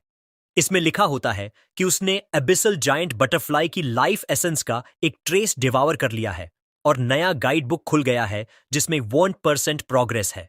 उसके आसपास एक बड़ी अंधेरी तितली की स्पेक्ट्रल इमेज आती है जिसके पंखों पर आंखें होती हैं। वो चौंक जाता है कि फैंग असल में बटरफ्लाई का टूथ है। उस रात और जानने की उम्मीद में वो एबिसल जायंट बटरफ्लाई के बारे में ऑनलाइन सर्च करता है, परंतु उसे कोई रिजल्ट नहीं मिलता। समझ जाता है कि उसे इस एग्जॉटिक बीस्ट को खुद पढ़ना पड़ेगा। उसे याद आता है कि बाई शुअर ने उन्हें 2 फैंग दिए थे। वो अपने बैग में खोजता है और दूसरा फैंग निकालता है। दूसरा फैंग पकड़कर वो फिर से उसकी पावर अब्सॉर्ब करता है। एक और सिस्टम नोटिफिकेशन आता है जो बताता है कि उसने दूसरे लाइफ एसेंस का ट्रेस भी डिवावर कर लिया है, पर गाइड बुक प्रोग्रेस सिर्फ 2% तक बढ़ा है। वो फैंग को देखकर निराश होता है, समझता है कि उसमें लाइफ एसेंस ज्यादा नहीं बचा है। वो सोचता है कि एबिसल जायंट बटरफ्लाई की पूरी पावर अनलॉक करने के लिए उसे कोई और तरीका ढूंढना पड़ेगा। अगले दिन स्कूल के बाद अपनी ट्रेनिंग तेज करने और किसी भी एबेरेंट बीस्ट से जल्दी बचने के लिए लिन जिचिन रोज स्कूल जाने आने में शेनिंगहान को बाइक पर लेकर जाता है। जब वे स्कूल के मैदान से बाहर निकल रहे होते हैं, एक आदमी उन्हें बुलाता है। ट्रैक सूट पहने आदमी जिचिन को रोकता है और खुद को कोच गुओ बताता है, जो स्कूल की मार्शल आर्ट्स टीम का कोच है। वो लिन जिचिन की खेल प्रतियोगिता में परफॉर्मेंस की तारीफ करता है, जहां उसने स्कूल हिस्ट्री का सबसे अच्छा प्रदर्शन किया था। उत्साह से वो फॉर्मली उसे टीम ज्वाइन करने का इनविटेशन देता है, बोलता है कि उसकी एथलेटिक टैलेंट उसकी पढ़ाई से ज्यादा है। कोच गुओ उसे हां कहने को कहता है, पर सोचने के लिए भी टाइम देता है। कोच गुओ इतनी जल्दी और जोश से बोलता है कि लिन जिचिन मना नहीं कर पाता। जब वे बाइक पर निकलते हैं, कोच उन्हें विदा कहता है और बताता है कि मार्शल आर्ट्स टीम जिम के रूम सी में है और अगली बार अगर फ्री हो तो आने के लिए कहता है। सूरज ढलते ही लिन जिचिन अपने कमरे में वापस आता है। अपनी नई एबिलिटी टेस्ट करने के लिए तैयार होता है। वो हाथों से हाथ मारकर एक कॉकरोच और मस्कीटो मारता है जो उसे मिला। वो मरे हुए इंसेक्ट्स को देखता है, पर कोई पावर सर्ज महसूस नहीं करता। समझता है छोटे और आम क्रीचर्स मारने से स्किल एक्टिवेट नहीं होती। वो सोचता है कि सिर्फ ताकतवर या एग्जॉटिक बीस्ट्स में लाइफ एसेंस होती है, जिसे डिवावर कर वो इवॉल्व कर सकता है। इस नए आइडिया की जांच के लिए वो एक सुपरमार्केट जाने का फैसला करता है, जहां बीस्ट मीट बेचा जाता है। शेनिंगहान को पीछे बिठाकर वो शहर की तरफ बाइक चलाता है। जल्दी ही वे एक बड़ा मल्टी स्टोरी सुपरमार्केट पहुंचते हैं। अंदर वे गलियारों के माध्यम से चलते हैं और लिन जिचिन नोट करता है कि भले ही बहुत सारा बीस्ट मीट है, लेकिन वो सब प्री पैकेज्ड है। उसे पता है कि बिना मांस को छुए वह अपनी थियरी नहीं टेस्ट कर सकता। जब वह फ्रस्ट्रेटेड होने लगता है, तभी उसे एक बुच्चर की आवाज सुनाई देती है जो ताजा काटा गया बीस्ट मीट बेच रहा है। वो एक काउंटर देखता है जहां लिखा होता है fresh beast meat, pre packaged नहीं, सेफ टू ईट। वहां एक बुच्चर बड़े टुकड़ों में मांस काट रहा होता है। लिन जिचिन शेनिंग हान से कहता है कि वो इंतजार करे और वो मांस को चेक करने वाला है। वह और कुछ नहीं बताता, बस जल्दी से काउंटर की ओर भागता है। वह अपना हाथ फ्रेश कटे बीस्ट मीट पर रखता है। जैसे ही उसका हाथ मांस से टच होता है, एक तेज पर्पल एनर्जी की लहर उसके अंदर बहने लगती है। जैसा कि उसने सोचा था, बीस्ट मीट में लाइफ एसेंस की मजबूत लहर होती है। वह एक्साइटमेंट में मुट्ठी मजबूत कर लेता है और चेहरे पर बड़ी मुस्कान आ जाती है। शेनिंग हान इसे देखकर हैरान होती है, सोचती है कि सिर्फ मांस छूने से वह इतना एक्साइटेड क्यों हो रहा है। वह उसके पास जाकर कंफ्यूज्ड और कंसर्न्ड होकर पूछती है कि मांस कैसा लग रहा है।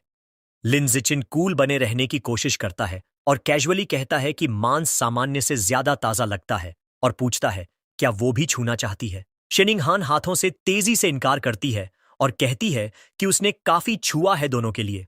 अपनी थ्योरी कंफर्म करने के बाद लिन जिचिन घर पर ट्राई करने के लिए बीस्ट मीट खरीदने का फैसला करता है, जो शेनिंग हान के लिए सरप्राइजिंग होता है। वो उसकी रिएक्शन को देखकर उबराश नहीं होता, क्योंकि उसे पता है कि बीस्ट मीट बहुत महंगा होता है। सबसे सस्ता ऑप्शन गोस्ट शैडो स्क्विड करीब 1000 येन प्रति जिन का होता है। उसने स्क्विड वाला पैकेज उठाया। शीनिंग हान कीमत को देखकर पैनिक हो गई और कहती है कि यह बहुत महंगा है और उसे पहले अपनी मां से पूछना चाहिए। लिंजेचीन मुस्कुराता है और उसकी सिर पर प्यार से हाथ रखता है। कहता है, चिंता मत करो। वह एक झूठ बनाता है कि उसकी मां ने उसे पहले ही दोनों परिवारों के लिए बहुत कुछ खरीदने को कहा है। एक फ्लैशबैक में उसकी मां जंग वंगशिन खुशी खुशी दावत बनाने को तैयार होती है।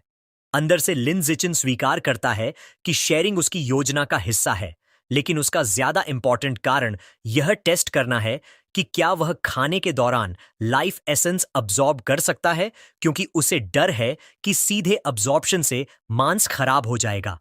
चेकआउट पर वह गोस्ट शैडो स्क्विड के 3 पैकेज 29.94 येन में खरीदता है। महिला कैशियर उसका धन्यवाद करती है। जैसे ही वे बाहर निकलते हैं, लिन जिचिन सोचता है कि मांस कितना महंगा था और सोचता है कि अगली बार कब वे इसे अफोर्ड कर पाएंगे। जब तक वे शॉपिंग खत्म करते हैं, रात के 9 बजे के बाद हो चुका होता है। शहर हाल ही में कैओटिक रहा है, इसलिए वे सेफ्टी के लिए सीधे घर जाने का फैसला करते हैं। घर जाते वक्त लिन जिचिन अपने एक्सपेरिमेंट के बारे में सोचता रहता है। इंतजार नहीं कर पाता तो चुपके से अपने बस्केट में रखे मांस के पैकेज पर हाथ रख देता है। तुरंत उसे वही परिचित पर्पल एनर्जी की तेज लहर महसूस होती है। उसका सिस्टम कंफर्म करता है कि उसने घोस्ट शैडो स्क्विड की लाइफ एसेंस का एक हिस्सा डिवोर कर लिया है। उस क्रिएचर का नया गाइड बुक अनलॉक हो जाता है, लेकिन प्रोग्रेस सिर्फ 0.1% ही बढ़ता है। उसके दिमाग में एक डरावनी मल्टी आइड स्क्विड की छवि आती है। जब वे शांत सड़कों से बाइक चला रहे होते हैं तो वह थोड़ा मानसिक हिसाब करता है। उसे समझ आता है कि थोड़ा सा मांस खाकर सिर्फ उसकी ताकत का छोटा हिस्सा ही अनलॉक हुआ है। वह सोचता है कि उसे गाइड बुक में 100% पहुंचने के लिए 100 जिन तक डिवोर करना पड़ेगा, जिसकी कीमत लगभग 1000 येन होगी। वह स्क्विड की खास काबिलियत के बारे में सोचता है, जो पानी में घुलकर गायब हो जाती है, और तय करता है कि यह ताकतवर स्किल कीमत के लायक है। उसका रास्ता साफ है। उसे बहुत बड़ा पैसा कमाना होगा, क्योंकि इतना पैसा अपने परिवार से नहीं मांग सकता। फिर उसे याद आता है कि मांस खरीदने का दूसरा कारण यह था कि टेस्ट करे कि क्या लाइफ एसेंस को एब्जॉर्ब करने से मांस खराब हो जाता है। वह पैकेज देखता है। मांस अब भी बिल्कुल ताजा लग रहा है। वह खुश हो जाता है कि एसेंस लेने से मांस खराब नहीं होता। जैसे जैसे वह इसकी शक्ति एब्जॉर्ब करता है, स्क्विड के लिए उसका प्रोग्रेस बार बढ़कर 3% हो जाता है। उसकी एकाग्रता उस वक्त टूटी जब शेनिंग हान ने चेतावनी दी। उसने तेजी से ब्रेक लगाकर बाइक रोकी, बस कुछ इंच दूर एक जोड़े से टकराने से बचते हुए, और माफी मांगी। उसने खुद को डांटा कि क्यों उसने ध्यान नहीं दिया कि वह कहां जा रहा है, और सोचने लगा कि यह लेन इतना भीड़ भाड़ वाला क्यों है। शेनिंग हान आगे इशारा करती है। वे एक टेंशन भरी स्थिति देखते हैं। एक मस्कुलर लाल बालों वाला आदमी एक महिला को चाकू की नोक पर बंधक बनाए हुए है। शेनिंग हान डर के मारे बंधक को अपनी टीचर जिया के रूप में पहचानती है। वह आदमी भीड़ को धमकाता है। पुलिस अधिकारी मेगाफोन से स्थिति शांत करने की कोशिश कर रहे हैं। पुलिस कप्तान एक अधिकारी अबिंग को रोकता है और कहता है कि बेवजह गोलीबारी न करे। कप्तान बताता है कि लक्षित व्यक्ति बंधक के बहुत करीब है और उसे ढाल के रूप में इस्तेमाल कर रहा है, इसलिए साफ निशाना लगाना असंभव है। अधिकारी सोने की गैस की सलाह देता है, पर कप्तान मना कर देता है क्योंकि उसे डर है कि इसका असर होने से पहले संदिग्ध उत्तेजित हो सकता है। पुलिस झिझक रही होती है, तभी लिन जिचिन आगे बढ़ता है। वह फुटपाथ से एक छोटा पत्थर उठाता है और अविश्वसनीय गति और सटीकता से उसे फेंक देता है। पत्थर अधिकारी अबिंग के बंदूक पर लग जाता है, जिससे वह मिसफायर कर जाता है। गलत गोली बंधककर्ता के हाथ में लगती है, जिससे वह चिल्लाता है और अपना चाकू गिरा देता है। इससे टीचर जिया आजाद हो जाती हैं। मौका पाकर पुलिस कप्तान अपनी टीम को आगे बढ़ने का आदेश देता है। अधिकारी तेजी से आगे बढ़ते हैं और हथियारबंद संदिग्ध को पकड़ लेते हैं। एक महिला अधिकारी डर गई, लेकिन सुरक्षित टीचर जिया को सहारा देती है। स्थिति कंट्रोल में आते ही लिन जिचिन चुपके से अपनी बाइक पर चढ़ता है। शेनिंग हान बड़ी आंखों से उसे देखती है और पूछती है कि क्या उसने पत्थर फेंका था। वह जल्दी से उसे चुप रहने को कहता है और बताता है कि बाद में बात करेंगे। फिर वे बाइक चलाते हुए वहां से चले जाते हैं। जैसे ही वे दूर जाने लगते हैं, एक आवाज उन्हें रोकने का आदेश देती है। पुलिस कप्तान चिल्लाता है, पूछता है क्या लिन जिचिन ही था जिसने पत्थर फेंका। पकड़े जाने के डर से लिन जिचिन तुरंत सब कुछ नकार देता है, थोड़ा नर्वस स्माइल देते हुए। महानिदेशक उन्हें जाते हुए देखता है और सोचता है कि कोई अच्छा काम कबूल नहीं करता। ये अजीब बात है। फिर वह जोर से कहता है कि बहादुरी का इनाम भी होता है। इनाम का शब्द सुनते ही लिन जिचिन का ध्यान खींच जाता है। पैसों की जरूरत से वह जोर से ब्रेक लगाता है, रुकता है और कप्तान के पास दौड़ता है। शर्माते हुए वह अपनी नकारात्मक बात वापस लेता है, बता देता है कि उसने पत्थर फेंका था और समझाता है कि पैसा उसके लिए कितना जरूरी है। कप्तान कहता है कि रिपोर्ट देने के लिए पुलिस स्टेशन जरूर आए और वह उसकी मदद करेगा इनाम के लिए। परिवार वालों को सूचित करने के बाद लिन जिचिन और शेनिंग हान पुलिस स्टेशन जाने की तैयारी करते हैं। उन्हें लगता है कि सब कुछ ठीक से होगा, लेकिन जैसे ही पुलिस हथकड़ी में बंद संदिग्ध को ले जाती है, कुछ बेहद गलत होता है। संदिग्ध का चेहरा भयानक तरीके से डरावना हो जाता है। पुलिस भयभीत होकर समझ जाती है कि वह एक हेरेटिक है और वह उनके सामने एक विशाल विचित्र चूहे में बदल रहा है। राक्षस अपने हथकड़ी तोड़ देता है और अधिकारियों पर अपने बड़े पंजे से वार करता है। पुलिस कप्तान रेडियो पर आदेश देता है कि सभी फोर्सेस को फायर खोलना है, लेकिन नागरिकों की सुरक्षा का ध्यान रखते हुए। अधिकारी अपने हथियार निकालते हैं, लेकिन गोलियां असर नहीं दिखाती। तभी एक घबराहट भरा रिपोर्ट आता है, जिसमें बताया जाता है कि हेरेटिक ने राइट किंग जीन्स के साथ फ्यूज कर लिया है और तुरंत बैकअप के लिए कॉल किया जाता है। खतरा समझते हुए लिन जिचिन दोनों को पकड़कर दूर ले जाता है और जल्दी से भागने को कहता है। उसे राहत मिलती है कि राक्षस उनका पीछा नहीं कर रहा, लेकिन वह जानता है कि उन्हें जल्दी भागना होगा। जैसे ही वे भागते हैं, आकाश से एक नया फिगर पर्पल ऑनरा के साथ नीचे गिरता है। वह एक महिला साइबॉर्ग है जो स्लीक फ्यूचरिस्टिक आर्मर पहने होती है। वह विशाल चूहे पर एक जोरदार वार करती है, जिससे वह पीछे हट जाता है। हवा में तैरती हुई वह साइबॉर्ग, जिसके बाल छोटे और डार्क पर्पल हैं, अपने सीने में लेजर कैनन चार्ज करती है। फायर करने के कमांड पर वह एक विशाल तबाह करने वाली पर्पल एनर्जी किरण छोड़ती है, जो म्यूटेंट राइट को पूरी तरह घेर लेती है। क्रीचर दर्द में दहाड़ता है और पूरी तरह से खत्म हो जाता है। केवल जल चुकी झांसी बचती है। लिन जिचिन चौंक जाता है और साइबॉर्ग की जबरदस्त ताकत को देखता है। खतरा खत्म होते ही टीचर ता और शेनिंग हान राहत की सांस लेते हैं। लिन जिचिन ज्यादा अपनी बाइक की चिंता करता है, ध्यान देता है कि ब्लास्ट ने उसे नहीं मारा, वरना बड़ा आर्थिक नुकसान होता। जैसे ही टेंशन खत्म होती है, उसे अचानक एक बात समझ आती है। वह बाइक के बास्केट में देखता है और पाता है कि महंगा गोस्ट शैडो स्क्विड मीट खराब हो चुका है और बदबू आ रही है। अब वह समझता है कि उसकी शुरुआती थ्योरी सही थी। लाइफ एसेंस अब्सॉर्ब करने से मीट खराब हो जाता है, लेकिन इसका असर धीरे धीरे होता है। एक फूला हुआ टेंटिकल उठाते हुए वह सोचता है कि उसे कोई बहाना बनाना पड़ेगा और लड़ाई और मृत हेरेटिक को दोष देता है। ड्रामेटिक अंदाज में वह स्पॉइल्ड टेंटिकल नीचे फेंकता है और जोर से कहता है कि मीट जानवर की लड़ाई और साइबॉर्ग के अटैक की वजह से जला है। टीचर कॉवे उसे सांत्वना देती है, कहती है जो जरूरी है वो ये कि सब सुरक्षित हैं। हालांकि वे कप्तान की गुजारिश पर घर जाने का सोचते हैं, वे सुरक्षा टीम के साथ स्टेशन जाते हैं। वे उम्मीद नहीं कर रहे थे कि वे उसी वैन में जाएंगे जहां हेरेटिक के शरीर के अवशेष रखे थे। लेजर ब्लास्ट के बाद उसके पास सिर्फ आग लगे मांस का ढेर बचा था और उसकी सुगंध जोरदार थी। जैसे ही वह बदबूदार वैन में बैठता है, लिन जिचिन को दूसरी बात याद आती है। उसे याद आता है कि बाइश्यूअर के बीस्ट फैंग्स के अंदर लाइफ एसेंस तब भी थी जब क्रीचर मर चुका था। अब उसके दिमाग में एक नया संभावना उभरती है। क्या इस शव के अंदर भी लाइफ एसेंस बचा है? और अगर है, तो क्या वह कॉर्प्स के रैट किंग जीन को अपने लिए डिवावर कर सकता है? पता लगाने का सोचकर वह चुपके से अपना हाथ उन अवशेषों की तरफ बढ़ाता है। जैसे ही उसका हाथ छूता है, उसे एक शक्तिशाली लाल एनर्जी का सर्ज महसूस होता है। उसका सिस्टम कंफर्म करता है कि उसने जायंट म्यूटेंट रैट की लाइफ एसेंस का एक अंश डिवावर कर लिया है और उसके गाइड बुक में प्रभावशाली 5% प्रोग्रेस अनलॉक हो गई है।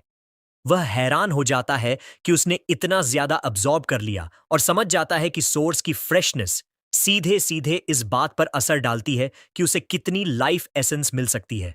उसे एस्कॉर्ट कर रहे ऑफिसर अबिंग उसकी हरकत नोटिस करते हैं और उसे चुपचाप बैठो कहते हैं। लिन जिचिन जल्दी से कहता है कि उसे तो बस हाथ फैलाना था। बाद में पब्लिक सिक्योरिटी ऑफिस पहुंचकर उसे पता होता है कि जहां अबिंग को बेवकूफ बनाना आसान था, वहीं सिक्योरिटी कैप्टन ज्यादा तेज है। कैप्टन लिन जिचिन को बताता है कि उसने उसकी ब्रेवरी रिवॉर्ड के लिए आवेदन कर दिया है, मगर फिर गंभीर होकर सवाल करता है।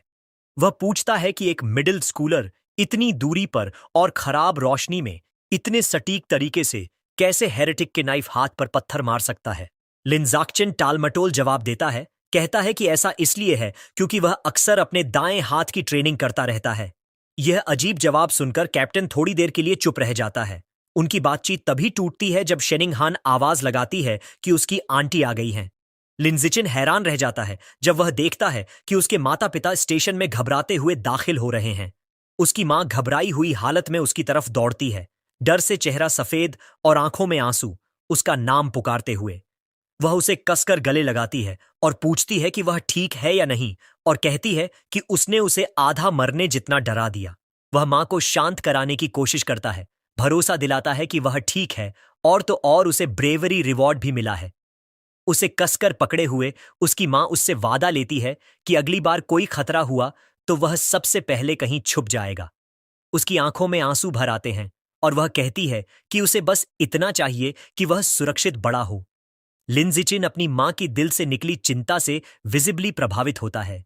जब वे निकलते हैं तो लिनजिचिन अपनी मां को फिर भरोसा दिलाता है कि वह हमेशा पहले खुद की सुरक्षा करेगा। पुलिस कैप्टन उन्हें जाते हुए देखता है, अब भी उस लड़के की अजीब एबिलिटीज के बारे में सोचते हुए। रास्ते में बाहर निकलते समय लिन जिचिन 2 महिला पुलिस ऑफिसर्स के पास से गुजरता है जो केस के बारे में चर्चा कर रही थीं। एक महिला ऑफिसर कहती है कि परवर्ट्स अब और भी ज्यादा बेशर्म हो गए हैं, और उसकी साथी बताती है कि वह हेरेटिक असल में ग्वांगयुन यूनिवर्सिटी का एक लिबरल आर्ट्स स्टूडेंट था जिसे रैट गॉड कल्ट ने ब्रेन वॉश कर दिया था। पहली ऑफिसर उस कल्ट को कोसती है, लेकिन दूसरी इंगित करती है कि उन्हें जड़ से समस्या खत्म करनी पड़ेगी, और वो है सेल्फ प्रोक्लेम्ड रैट किंग। यह नाम तुरंत ही लिनजिचिन का ध्यान खींच लेता है। घर लौटते वक्त गाड़ी में वह तुरंत अपने फोन पर रैट गॉड कल्ट के बारे में रिसर्च शुरू करता है। ढेर सारी जानकारी देखकर वह हैरान रह जाता है। उसे पता चलता है कि कल्ट का मुख्य बेस शंघाई सिटी में है और उसके ज्यादातर सदस्य समाज के बाहर कर दिए गए लोग हैं। रिसर्च करते करते उसे एक बेहद चौंकाने वाली जानकारी मिली। रैट किंग खुद को एक ऊंचे स्तर के जीव में इवॉल्व करना चाहता है और अपने फॉलोअर्स को जबरदस्ती इवोल्यूशन मटेरियल्स इकट्ठा करने पर मजबूर कर रहा है। इससे उसके मन में एक डरावना सवाल उठा, क्या रैट किंग, जो एक अजीब और खतरनाक जानवर है, पहले से ही सोचने समझने की क्षमता हासिल कर चुका है? उसी पल उसकी सोच टूटी जब उसने खिड़की से बाहर देखा। फुटपाथ पर उसे एक इतना बड़ा चूहा दिखा जो बिल्ली के बराबर था। एक पल के लिए उसने सोचा, क्या यह रैट किंग से जुड़ा हो सकता है? लेकिन फिर खुद को समझाया कि दक्षिण में इतने बड़े चूहे होना कोई नई बात नहीं। उसने इस ख्याल को झटका और महसूस किया कि शेनिंगहान पूरी तरह चुप है। उसने उसकी तरफ देखा तो पाया कि वह असहज होकर हिल रही है, अपने घुटनों को कसकर जोड़े हुए है। वह तुरंत समझ गया। बचपन से ही शीनिंगहान जब भी घबराती है या डरती है, वह अपना ब्लैडर कंट्रोल नहीं कर पाती। भले ही यह उसके लिए शर्म की बात हो, लेकिन लिन जिचिन को हमेशा लगता रहा कि उसके अंदर की यह अजीब सी प्रतिक्रिया किसी छुपी हुई शक्ति से जुड़ी हो सकती है। घर पहुंचकर लिन जिचिन की मां जांग वोंग यह देखकर हैरान रह गई कि लगभग 3000 येन की बीस्ट मीट गायब है।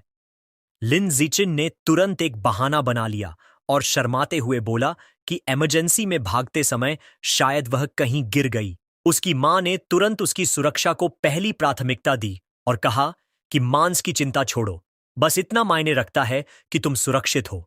लिन जिचिन ने अंदर ही अंदर चैन की सांस ली। लेकिन कहानी यहीं खत्म नहीं हुई। वह इस बात से खुश था कि उसने अपनी मां को मूर्ख बना लिया, मगर उसके पिता लिन यंसन और भी जिद्दी निकले।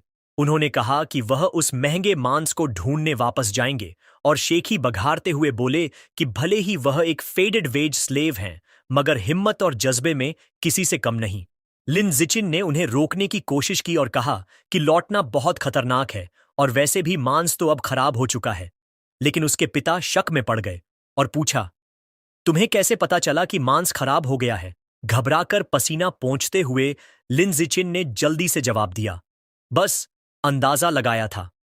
इसी दौरान अब खाली हो चुके पब्लिक सिक्योरिटी ऑफिस में पुलिस कैप्टन अभी भी उस रात की अजीबोगरीब घटनाओं के बारे में सोच रहा था। सिगरेट के कश खींचते हुए वह यही सवाल बार बार दोहराता रहा कि एक साधारण मिडिल स्कूलर इतनी अविश्वसनीय पावर और प्रिसिजन के साथ पत्थर कैसे फेंक सकता है। अचानक उसे कमरे के कोने से अजीब सी आवाज सुनाई दी। उसकी आंखें चौड़ी रह गईं जब उसने देखा फाइलिंग कैबिनेट्स के ऊपर एक विशाल रैट बैठा हुआ है जो किसी भी साधारण चूहे से कहीं बड़ा था। उससे पहले कि वह कुछ कर पाता, वो जायंट रैट छलांग लगाकर नीचे कूद गया। कप्तान ने तुरंत अपनी पिस्टल निकाली और सीधे फायरिंग शुरू कर दी। जो हुआ वो बेहद तेज, हिंसक और खून से लथपथ मंजर था और एक खूनी धुंध में जाकर खत्म हो गई। अगले दिन क्लास में लिनिच अपनी डेस्क पर बैठे हुए भारी सांस भरता है। पिछली रात को याद करते हुए उसे एहसास होता है कि वह अभी भी काफी कमजोर है, चाहे वो ताकतवर हेरेटिक हो या फिर वो फीमेल साइबॉर्ग।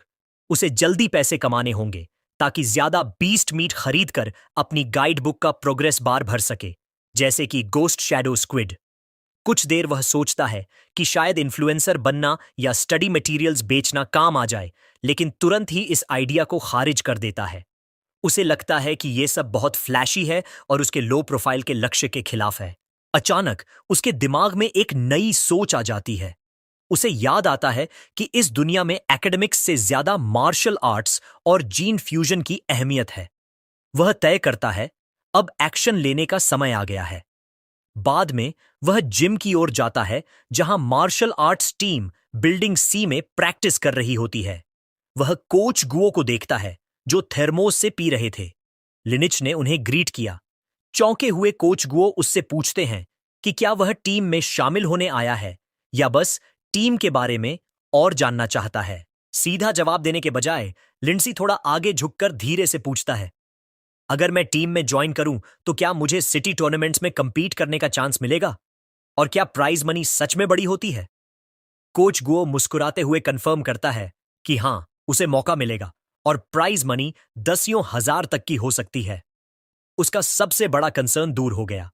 लिन जिचिन ने कोच से हाथ मिलाया और ऐलान किया, मैं आज से मार्शल आर्ट्स टीम ज्वाइन कर रहा हूं। कोच गुओ ने खुशी से उसका स्वागत किया। कोच ने पूरी टीम को इकट्ठा किया और नए सदस्य का ऐलान किया। उन्होंने लिन शिन को इंट्रोड्यूस किया, सबको याद दिलाते हुए कि वही स्पोर्ट्स मीट का चैंपियन रह चुका है। टीम के बाकी मेंबर जांग काई, हुआंग त्यानिंग, ओरिंग, लियू तोंग और हान यीगुओ एक एक करके अपना परिचय देते हैं। आखिर में लिन जिचिन खुद अपना परिचय देता है। चूंकि लिन जिचिन ने पहले कभी मार्शल आर्ट्स की कोई फॉर्मल ट्रेनिंग नहीं ली थी, कोच गुओ ने उसे बेसिक फिस्ट और लेग टेक्निक्स सिखाना शुरू किया। कोच ने समझाया कि देखने में ये मूव्स आसान लगते हैं, लेकिन असल में इन्हें मास्टर करना मुश्किल है। उसने बताया कि टीम का सबसे तेज सीखने वाला स्टूडेंट ली शुआंग ने भी इन्हें परफेक्ट करने में पूरा 1 हफ्ता लगाया था। फिर कोच ने लिन जिचिन को हौसला दिया कि अब वह खुद ट्राई करे। लिनिचेन ने तुरंत एक रेडी स्टैंस में खड़े होकर तैयारी की। उसकी विजडम एट्रीब्यूट में छुपी सेलेस्टियल रूट की वजह से, जिसमें उसे ऊपर से मिली मार्शल आर्ट्स की गहरी समझ भी है, उसने सिर्फ देखकर कोच की पूरी डिमॉन्स्ट्रेशन को याद कर लिया और अच्छे से समझ भी गया। जैसे ही वह फिस्ट टेक्निक्स की प्रैक्टिस करता है, सिस्टम से नोटिफिकेशन आता है, उसकी वाइटैलिटी, स्ट्रेंथ, डेक्सटेरिटी और प्रोफिशिएंसी में पॉइंट्स मिलते हैं। वह हाथ और मुक्के के सभी मूवमेंट्स ऐसे करता है जैसे बिल्कुल परफेक्ट, न कोई गलती, न कोई देरी। फिर वह बिना किसी रुकावट के लेग टेक्निक्स पर जाता है और पावरफुल, बिल्कुल स्मूथ किक्स दिखाता है। एक और सिस्टम नोटिफिकेशन आता है। इस बार उसके लेग मसल्स, डेक्सटेरिटी और प्रोफिशिएंसी के पॉइंट्स बढ़ते हैं। कोच और पूरी टीम हैरान रह जाती है। सब बिल्कुल चुपचाप उसकी प्रैक्टिस को घूर रहे हैं। कोच की आंखें फटी की फटी रह जाती हैं और वह थर्मोस गिराते गिराते बचता है, मानो उसे अपनी आंखों पर यकीन नहीं। उसके दिमाग में एक ही बात घूम रही है, कोई इतनी कॉम्प्लेक्स फॉर्म्स सिर्फ एक बार देखकर इतनी परफेक्ट कैसे कर सकता है। यह परफॉर्मेंस देखकर कोच के मन में सिर्फ एक ही ख्याल आता है, ये लड़का तो बोर्न मार्शल आर्ट्स प्रोडिजी है, करोड़ों में एक। शाम के समय शंघाई में लिन जीचिन की मां जांग वोंगशिन उसे खाने के लिए आवाज लगाती है। वह एक्साइटेड होकर चम्मच हाथ में लेकर भागता है और पूछता है, आज मम्मी क्या बनाया? मां गर्व से वो बड़ी थाली दिखाती है जिसमें गोस्ट शैडो स्क्विड है, वही जिसकी उसे चाह थी। खाना इतना खुशबूदार लगता है कि वह मां से बोल पड़ता है, मां, इसकी खुशबू तो कमाल की है। मां कहती हैं, गर्मा गर्म है, जल्दी खा लो। वह एक निवाला लेता है और प्यार से बोला, मां, आपका खाना दुनिया में सबसे बेस्ट है। मां खुश होकर बोलती हैं, अच्छे से खाओ, मैंने तुम्हारे लिए पूरे 3 जिन खरीदे हैं। जैसे ही वह खाना खाता है, सिस्टम में नोटिफिकेशन आता है, गोस्ट शैडो स्क्विड को खाने से उसने उसकी लाइफ एसेंस का एक अंश अब्सॉर्ब कर लिया और उसकी गाइड बुक की प्रोग्रेस 3.01% तक पहुंच गई है। उसे फ्रस्ट्रेशन के साथ एहसास होता है कि मीट खाकर भी वो कमाल का फायदा मिलता है। अगर उसे पहले पता होता तो वह पहली बैच को टच करके खराब नहीं करता। खाना खाते खाते उनकी नजर एक न्यूज रिपोर्ट पर पड़ती है। रिपोर्ट में 14 साल की जीनियस लड़की का जिक्र है जो हिस्ट्री की सबसे यंगेस्ट साइबॉग है। एनर्जी कोर के साथ फ्यूज होने के बाद उसकी एनर्जी सिस्टम ने उसे सुपर ह्यूमन एबिलिटीज दी है। एक हाथ से 5000 किलो का एसयूवी उठा लेना, 100 मीटर की दौड़ 3 सेकंड में पूरी करना और 8 मीटर ऊंचा कूदना उसकी ताकत का उदाहरण है। यह देखकर लिनिचन सोचता है कि उसकी दुनिया के डिबेट में कौन सा रास्ता ज्यादा ताकतवर है, क्योटो प्रोडिजी की जीन फ्यूजन या इस लड़की की साइबरनेटिक्स। उसके ख्याल वहीं टूट जाते हैं जब एक और ब्रेकिंग न्यूज आती है। खबर आती है कि सिक्योरिटी कैप्टन एच चुन शान, जो उन्होंने मिल चुके थे, अपने ऑफिस में मारा गया है। सर्वेलेंस फुटेज में दिखाया जाता है कि उसे एक जायंट म्यूटेंट रैट ने हमला करके खा लिया। मेडिक्स उसे एम्बुलेंस में पहुंचाते हुए दिखाई देते हैं। लिन सूचेन डर के मारे सन्न रह जाता है। उसे याद आता है वह बड़ा चूहा जो उसने पिछली रात देखा था और सोचता है कि क्या उसका उससे कोई संबंध है। वह कल्पना करता है कि एक विशाल चूहा शहर में तबाही मचा रहा है। कैप्टन की मौत एक काला सच है कि खतरा दिन ब दिन बढ़ रहा है। गंभीर होकर लिनीचान तय करता है कि अब उसे तुरंत अपनी ट्रेनिंग को तेज करना होगा। पुलिस कैप्टन की मौत के बाद लिंसियन ने खुद को एक कड़ी ट्रेनिंग रेजिमेंट में लगा दिया। कड़ी प्रैक्टिस के बाद वह अब 100 मीटर 4.61 सेकंड में दौड़ सकता है। उसकी फिजिकल पावर में जबरदस्त बढ़ोतरी हुई है। उसकी वर्टिकल जंप 5.3 मीटर तक पहुंच गई है और वह एक हाथ से 1200 किलो तक उठा सकता है। अपने पर्सनल ट्रेनिंग के अलावा वह स्कूल की मार्शल आर्ट्स टीम के साथ भी प्रैक्टिस करता रहता है ताकि आने वाले टूर्नामेंट के लिए जल्दी से ताकत बढ़ा सके। अगले दिन सुबह स्कूल में वह जिम जाता है और उसकी क्यूरियस साथी शीनिंग हान भी उसके साथ जाती है। रास्ते में एक गुलाबी बालों वाली लड़की लिन जिचिन को देखकर वार्मली ग्रीट करती है और उसे एक बोतल फ्रेश दूध देती है। वह शालीनता से मना कर देता है, उससे धन्यवाद कहता है और शेनचिंग हान के साथ आगे बढ़ जाता है।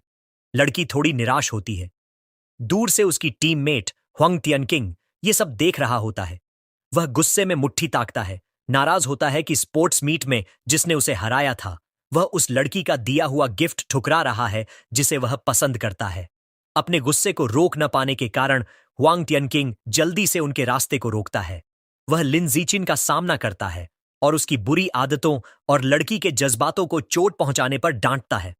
जब लिन जीचिन कामली बताता है कि उसे मिल्क से एलर्जी है तो हुआंग टियनकिंग इसे मानने से इनकार कर देता है और उसे लायर कहता है। गुस्से से भरकर हुआंग टियनकिंग लिन जीचिन की तरफ इशारा करता है और उसे स्पार के लिए चैलेंज करता है। उसने शर्त रखी, अगर वह हारता है तो वह वापस कभी लिंडिचन को परेशान नहीं करेगा, लेकिन अगर लिंडिचन हारता है तो उसे पूरी बोतल मिल्क पीनी होगी। जैसे ही यह चैलेंज दिया जाता है एक नई सिस्टम नोटिफिकेशन आती है। एक नया अचीवमेंट मिशन शुरू हो गया है।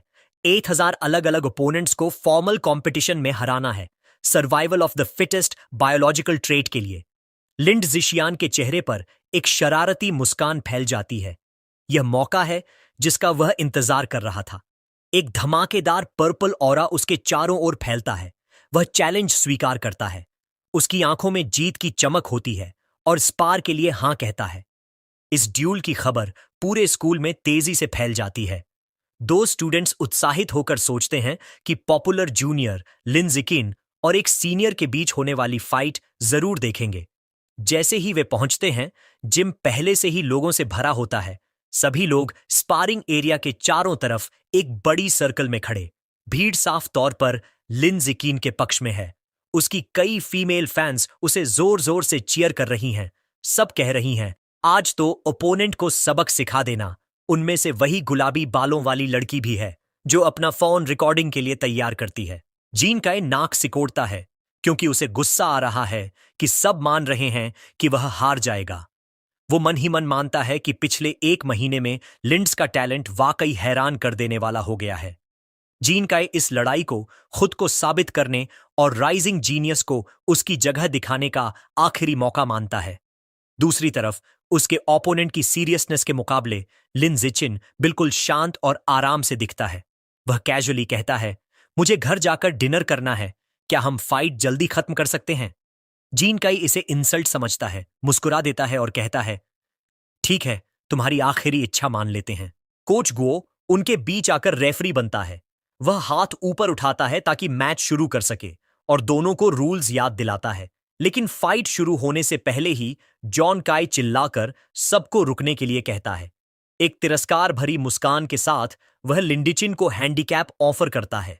वह साफ कहता है कि उसने करीब 2 साल तक मार्शल आर्ट्स की ट्रेनिंग की है, जबकि लिंचिन अभी सिर्फ 1 महीने का नया खिलाड़ी है। फेयर खेलने के लिए वह ऐलान करता है कि लिनिचिन को फाइट की पहली 3 मूव्स फ्री में करने देगा। लिंडसाशन सीधा हां कर देता है। जैसे ही वह अग्री करता है, लिंडीचान बिजली की तरह हरकत में आ जाता है। पलक झपकते ही वह जोर से आगे बढ़ता है, जोंगकाई को पूरी तरह चौंका देता है। जोंगकाई के गार्ड ऊपर करने से पहले ही लिंडजिचिन एक जबरदस्त पंच मारता है। ये पंच इतनी ताकतवर होती है कि जोंगकाई की नाक से खून उड्डा जाता है। वह उसी पल बेहोश होकर जिम की फ्लोर पर गिर जाता है। पूरा जिम एक पल के लिए सन्नाटा सा छा जाता है। कोच गुओ अविश्वास में पलकें झपकाते रह जाते हैं। उनका मुंह खुला का खुला रह जाता है। वह चिल्ला उठते हैं, फाइट तो एक ही पंच में खत्म हो गई। मार्शल आर्ट्स टीम के बाकी सदस्य और भीड़ सभी हैरान हैं, आउटकम को असंभव मानते हैं। क्या सच में ड्यूल 1 सेकंड में खत्म हो गया? फिर अचानक जिम में जीत की खुशी से चिल्लाहट गूंज उठती है। शेनकिंग हान ने मुट्ठी हवा में लहराकर काफी जोश से लिन जिचिन की जीत पर चीयर किया। बाकी लड़कियां, जिनमें वह गुलाबी बालों वाली भी थीं, जोर जोर से चिल्लाने लगीं कि वो कितना जबरदस्त था। अपने हारे हुए ओपोनेंट के ऊपर खड़े होकर लिन जिचिन को सिस्टम से नोटिफिकेशन मिलता है। उसे पता चलता है कि एक रिवला को हराकर और ऑपोजिट जेंडर की अफेक्शन जीतकर उसे प्रायोरिटी मेटिंग राइट्स मिल गए हैं। सबसे बड़ा फायदा, उसकी नई मिशन प्रगति अब 1 on 1000 है। वह सोचता है कि नेचुरल सिलेक्शन एट्रीब्यूट अनलॉक करने के लिए अब भी उसे लंबा सफर तय करना है। अपनी प्रगति तेज करने के लिए वह बाकी मार्शल आर्ट्स टीम के डरे हुए मेंबर्स की ओर देखता है। दोस्ताना लेकिन थोड़ा डरावनी मुस्कान के साथ वह सुझाव देता है, लगता है सबको स्पार करना चाहिए। टीम के सारे मेंबर डर के मारे बेजान से लगते हैं। कोई कहता है, आज क्रैम स्कूल है। कोई माँ खाना वेट कर रही है। बाकी अचानक बीमारियों का बहाना बनाने लगते हैं। पर भागने से पहले ही जॉन काय घुटनों के बल आकर हिम्मत जुटाता है।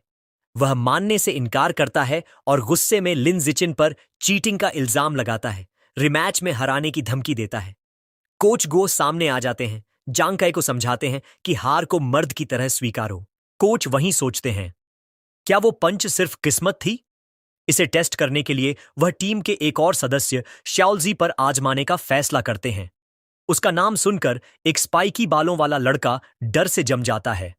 वो भले ही फाइटिंग स्टांस में आ जाता है, लेकिन उसके चेहरे पर डर साफ दिखता है।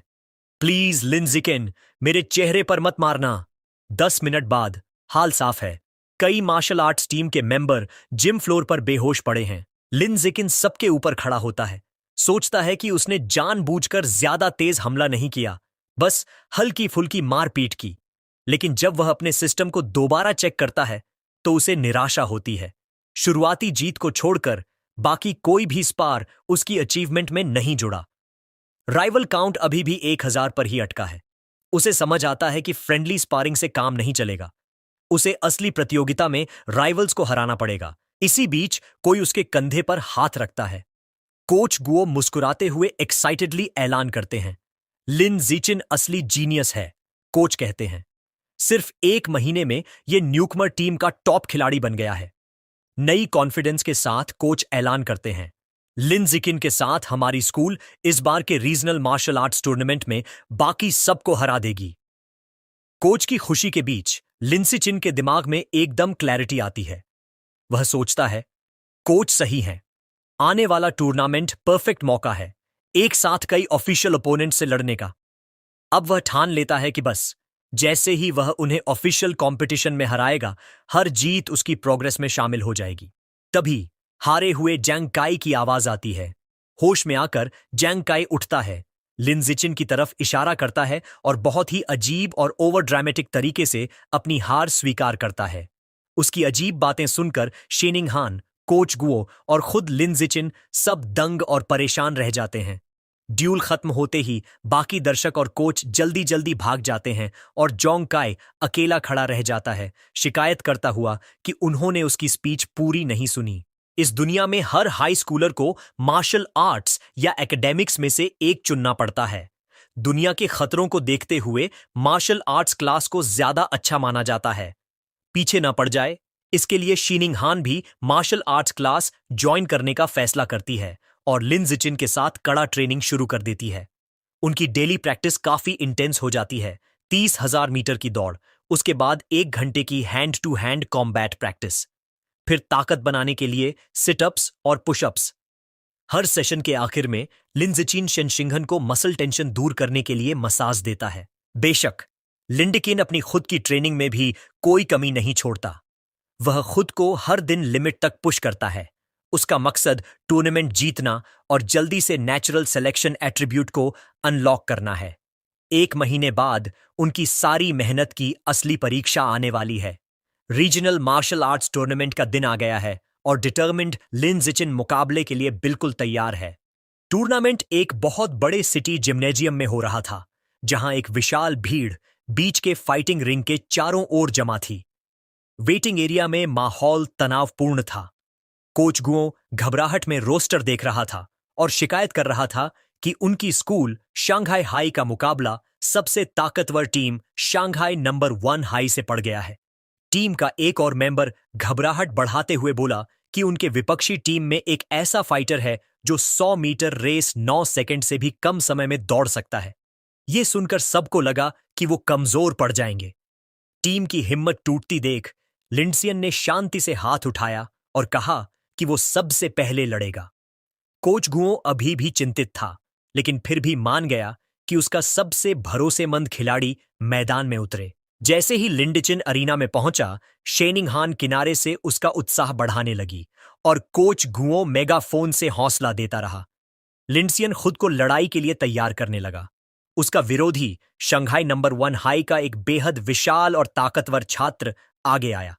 उसने लिन जिचिन की तारीफ की कि पहले ही साल में उसने टूर्नामेंट तक का सफर किया, लेकिन तुरंत ही उसका लहजा मजाक उड़ाने वाला हो गया। उसने हंसकर कहा कि यह मंच किसी छोटे कद वाले के लिए नहीं है जो अभी तक 1.7 मीटर भी नहीं पहुंचा। अपनी मांसपेशी दिखाते हुए उसने वादा किया कि लिंडसियन को असली फर्क दिखाएगा कद और ताकत का। रेफरी ने इशारा किया और मुकाबला शुरू हुआ। बड़ा विरोधी तेजी से आगे बढ़ा और एक जबरदस्त मुक्का मारा, लेकिन सबके हैरान होने पर लिन जिचिन पीछे नहीं हटा। उसने आसानी से उस वार को किनारे किया और झटके में सीधा एक मुक्का विरोधी की छाती पर दे मारा। टक्कर विनाशकारी थी। जोर इतना था कि वह विशाल छात्र पूरे अखाड़े में उड़ता हुआ दूर जा गिरा और बेहोश हो गया। घोषक कुछ पल स्तब्ध रह गया, फिर हकलाते हुए लिन जिकिन की जीत का ऐलान किया। किनारे पर शेनिंग हान खुशी से उछल पड़ी और बोली कि उसका शियाओ चेन कमाल का है। बाकी शंघाई हाई टीम भी जश्न मनाने लगी। कोच को घेरकर चिल्लाई कि लिन जिचिन सच में अद्भुत है और विरोधी की ताकत को मरी हुई मांसपेशियां कहकर मजाक बना दिया। इसी बीच दूसरी तरफ शांघाई नंबर 1 हाई का कोच गुस्से से भर उठा। उसने अपने हारे हुए छात्र को डांटते हुए कहा कि वह बिना सोचे समझे सीधा हमला कर बैठा और अपना फुटवर्क इस्तेमाल ही नहीं किया। रिंग में वापस लिन जिचिन को सिस्टम नोटिफिकेशन मिला जिसमें कंफर्म हुआ कि उसने एक और टूर्नामेंट राइवल को हरा दिया है। उसकी रैंकिंग बढ़ गई और उसका एलिमिनेशन काउंट 100 तक पहुंच गया। उसने मुट्ठी भींची, संतुष्ट होकर सोचा कि यही मैच उसे आगे बढ़ने के लिए चाहिए। विपक्षी कोच इसे रोकने के इरादे से अपने अगले फाइटर को बुलाता है, एक लड़का जिसका नाम चेन फोंग था, और उसे सख्त आदेश देता है कि वह पहले साल के छात्र को जितनी जल्दी हो सके कुचल दे। चेन फोंग शांति से मान जाता है। वह स्टेज पर चढ़ता है और रेडी स्टैंस लेता है, पिछले फाइटर से कहीं ज्यादा कंपोज्ड दिखाई देता हुआ। अनाउंसर इशारा करता है कि दूसरा ड्यूअल शुरू हो। चेन फोंग तुरंत अपनी बेहतरीन टेक्निक दिखाता है, अविश्वसनीय स्पीड से मूव करता हुआ और लगातार हमले करता हुआ। लिंडजी चेन शांति से इस असॉल्ट का सामना करता है और एक शक्तिशाली किक को सिर्फ एक हाथ से ब्लॉक कर देता है, लेकिन उसके ब्लॉक की ताकत इतनी ज्यादा होती है कि चेन फोंग हवा में बेकाबू घूमता हुआ सीधा अरीना फ्लोर पर गिर पड़ता है और बेहोश हो जाता है। मेडिक्स तुरंत स्ट्रेचर लेकर आते हैं और चेन फोंग को ले जाते हैं, कहते हुए कि उसे सिर का स्कैन चाहिए। भीड़ हैरान रह जाती है। लोग आपस में बड़बड़ाने लगते हैं, सोचते हुए कि अभी क्या हुआ, और अंदाजा लगाते हैं कि शायद शंघाई हाई का ये छात्र बेहद लकी है। कुछ गुस्साए दर्शक चिल्लाते हैं कि टूर्नामेंट रिग्ड है और रिफंड की मांग करते हैं, लेकिन शांघाई नंबर 1 हाई का कोच सच्चाई समझ चुका था। सिर पकड़कर निराशा में बैठा उसे धीरे धीरे एहसास होने लगा कि ये लक नहीं है। शांघाई हाई का ये फर्स्ट ईयर सच में कमाल का खिलाड़ी है। वापस वेटिंग एरिया में कोच ने नई स्ट्रेटेजी बनाई। उसने अपने अगले फाइटर को बुलाया, नुकीले बालों वाला लड़का जिसका नाम गा फे था, और उसे सख्त आदेश दिए कि वह पूरी तरह डिफेंस पर ध्यान दे और चेतावनी दी कि अब हारने की गुंजाइश नहीं है। लेकिन गा फे आत्मविश्वास से भरा हुआ था।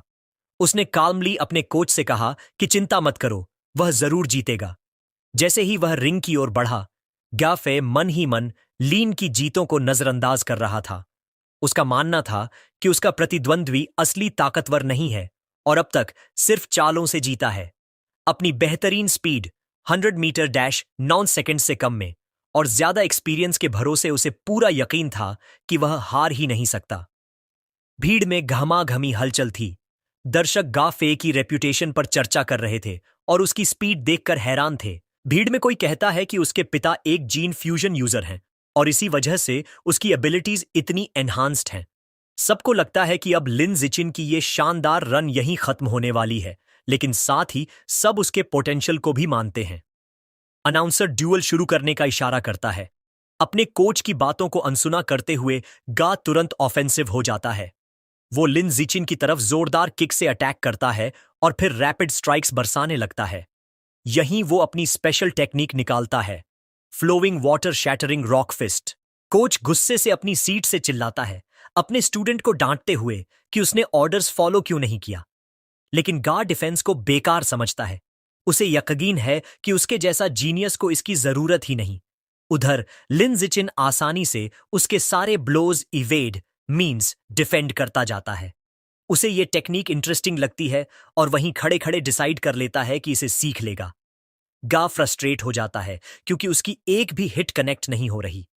थक कर वो रुक जाता है और गुस्से में पूछता है कि आखिर लिन जीन उसके अटैक से बच कैसे रहा है। लिन जीन बिना घबराए कामली जवाब देता है, और कोई मूव्स हैं तुम्हारे पास? सीधा उसे टॉन्ट कर देता है।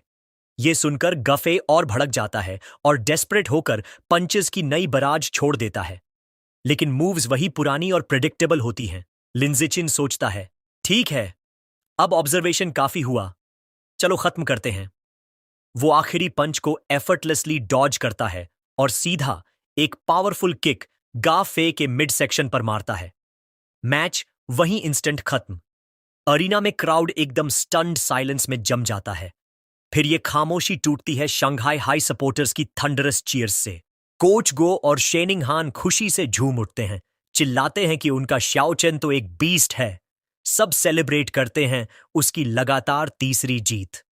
टूर्नामेंट के बाकी राउंड्स भी उसी तरह आसान निकलते हैं। अगले ओपोनेंट्स तो और भी कमजोर साबित होते हैं। लिनजिचिन हर एक को एफर्टलेसली हरा देता है और अकेले ही पूरे अपोजिंग टीम के 5 फाइटर्स को बाहर कर देता है। अगले 2 दिनों तक भी कहानी वही रहती है। वो डोमिनेटिंग परफॉर्मेंस जारी रखता है और 2 और स्कूल्स को अकेले हराकर बाहर कर देता है। उसकी अनबिलीवेबल परफॉर्मेंस की बदौलत शंघाई हाई चैंपियनशिप जीत लेता है। टीम मेडल्स और ट्रॉफी के साथ प्राउडली पोज करती है। लेकिन जब लिन जिचिन अपना सिस्टम चेक करता है तो देखता है कि उसका राइवल काउंट अभी भी सिर्फ 161,000 है। वो निराश हो जाता है। उसे समझ आता है कि इस स्पीड पर नेचुरल सिलेक्शन एट्रीब्यूट अनलॉक करने में अभी सालों लग जाएंगे। भले ही उसका क्वेस्ट प्रोग्रेस स्लो चल रहा था, लेकिन इसमें भी एक सिल्वर लाइनिंग थी। उसे उम्मीद नहीं थी कि कोच गुओ इतना जेनरस होगा, लेकिन उसे टूर्नामेंट का ज्यादातर प्राइज मनी मिल गया, पूरे 20,000 यूएन। एकेडमिक कंपटीशन से मिले प्राइज मनी को जोड़कर अब उसके पास लगभग 30,000 यूएन थे। लेकिन वो पैसे ज्यादा दिन टिके नहीं। उसने तुरंत सुपरमार्केट से गोस्ट शैडो स्क्विड मीट का भारी स्टॉक खरीद लिया। अगले कई हफ्तों तक हर मील में वो यही महंगा मांस खाता रहा। करीब 30 जीन खाने के बाद उसके कोडेक्स अनलॉक प्रोग्रेस का प्रतिशत गोस्ट शैडो स्क्विड के लिए 33% तक पहुंच गया। उसकी लगातार ट्रेनिंग और बीस्ट मीट खाने का असर साफ दिखा। मिडिल स्कूल के दूसरे साल तक उसने ब्रेक थ्रू किया और ऑर्डिनरी टीयर 3 से टीयर 4 में एडवांस कर गया। उसकी फिजिकल एबिलिटीज अब नई ऊंचाइयों तक पहुंच चुकी थीं। अब वो एक हाथ से आराम से 1890 कीजीज उठा सकता था, सीधा 5.65 मीटर वर्टिकल जंप मार सकता था और 100 मीटर स्प्रिंट सिर्फ 4.49 सेकंड्स में पूरी कर सकता था। समय तेजी से बीत गया और जल्द ही वो और शेनिंग हान शंघाई की मिडिल स्कूल डिवीजन से ग्रेजुएट हो गए। लेकिन जब हाई स्कूल एंट्रेंस एग्जाम के रिजल्ट्स आए तो उनकी राहें अलग होती नजर आईं। शेनिंग हान अपने कमरे में बैठी रो रही थी। उसका दिल टूट चुका था। उसने लिन जिचिन से पूछा, क्यों? इतनी मेहनत के बाद भी हम एक ही हाई स्कूल में नहीं जा सकते। लिन जिचिन ने समझाया कि उसने लिबरल आर्ट्स और मार्शल आर्ट्स दोनों में फर्स्ट रैंक हासिल की है। शेनिंग हान की एकेडमिक स्कोर्स एक्सेलेंट थे, लेकिन उसकी मार्शल आर्ट स्कोर इतना हाई नहीं था कि वो शंघाई हाई की एलीट क्लास में जा सके। वो उसे चुप कराते हुए सांत्वना देता है। शेनिंग हान रोते रोते पूछती है, अब क्या होगा? लिन जिचिन बताता है कि शंघाई हाई का प्रिंसिपल उसके घर आ रहा है, शायद उसे रिक्रूट करने के लिए। फिर वो पूछता है, क्या तुम साथ चलोगी? शेनिंग हान निराश होकर आंसू भरी आंखों से कहती है, इससे मेरा क्या लेना देना? प्रिंसिपल तो सिर्फ तुम्हारे लिए आ रहा है। तभी लिन जिचिन उसका हाथ पकड़कर उसे उठाता है और कमरे से बाहर ले जाता है। वो कहता है, चिंता मत करो, मेरे पास प्लान है। फिर वो अपनी एक कंडीशन बताता है कि अगर उसे शंघाई हाई में रहना है तो शेनिंग हान को उसकी डेस्क मेट बनना होगा। जैसा वादा किया गया था, शंघाई हाई की प्रिंसिपल लिन जिचिन के घर आती है। वह, उसकी मां और शनचिंगान मिलकर उसके फ्यूचर पर कई घंटों तक चर्चा करते हैं। प्रिंसिपल बार बार इस बात पर जोर देती है कि वह चाहती है लिन जिचिन उसके स्कूल में ही रहे। बैठक के अंत में प्रिंसिपल उठकर जाने लगती है।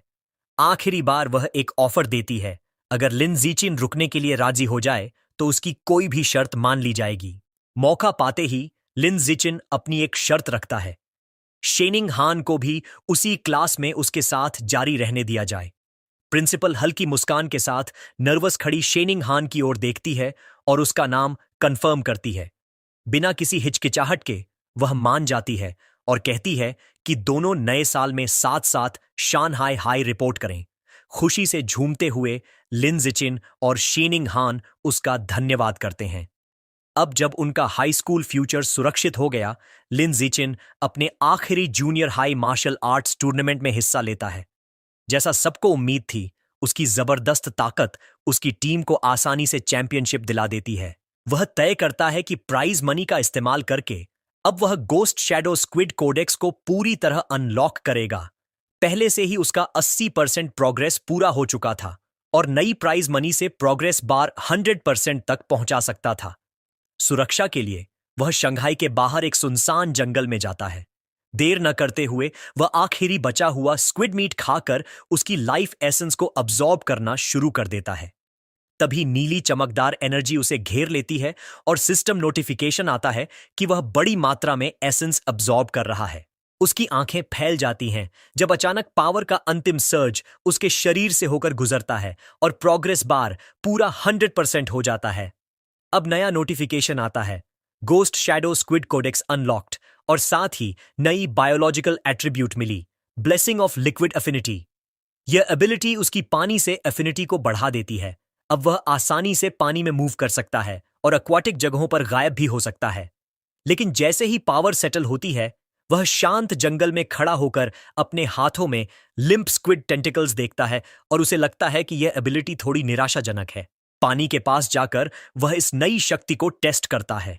पॉन्ड में उतरकर वह पाता है कि अब वह देर तक पानी में रह सकता है बिना स्किन झुर्रियों वाली हुए, और स्विमिंग भी पहले से बहुत स्मूथ हो गई है क्योंकि वाटर रेजिस्टेंस कम हो गया है।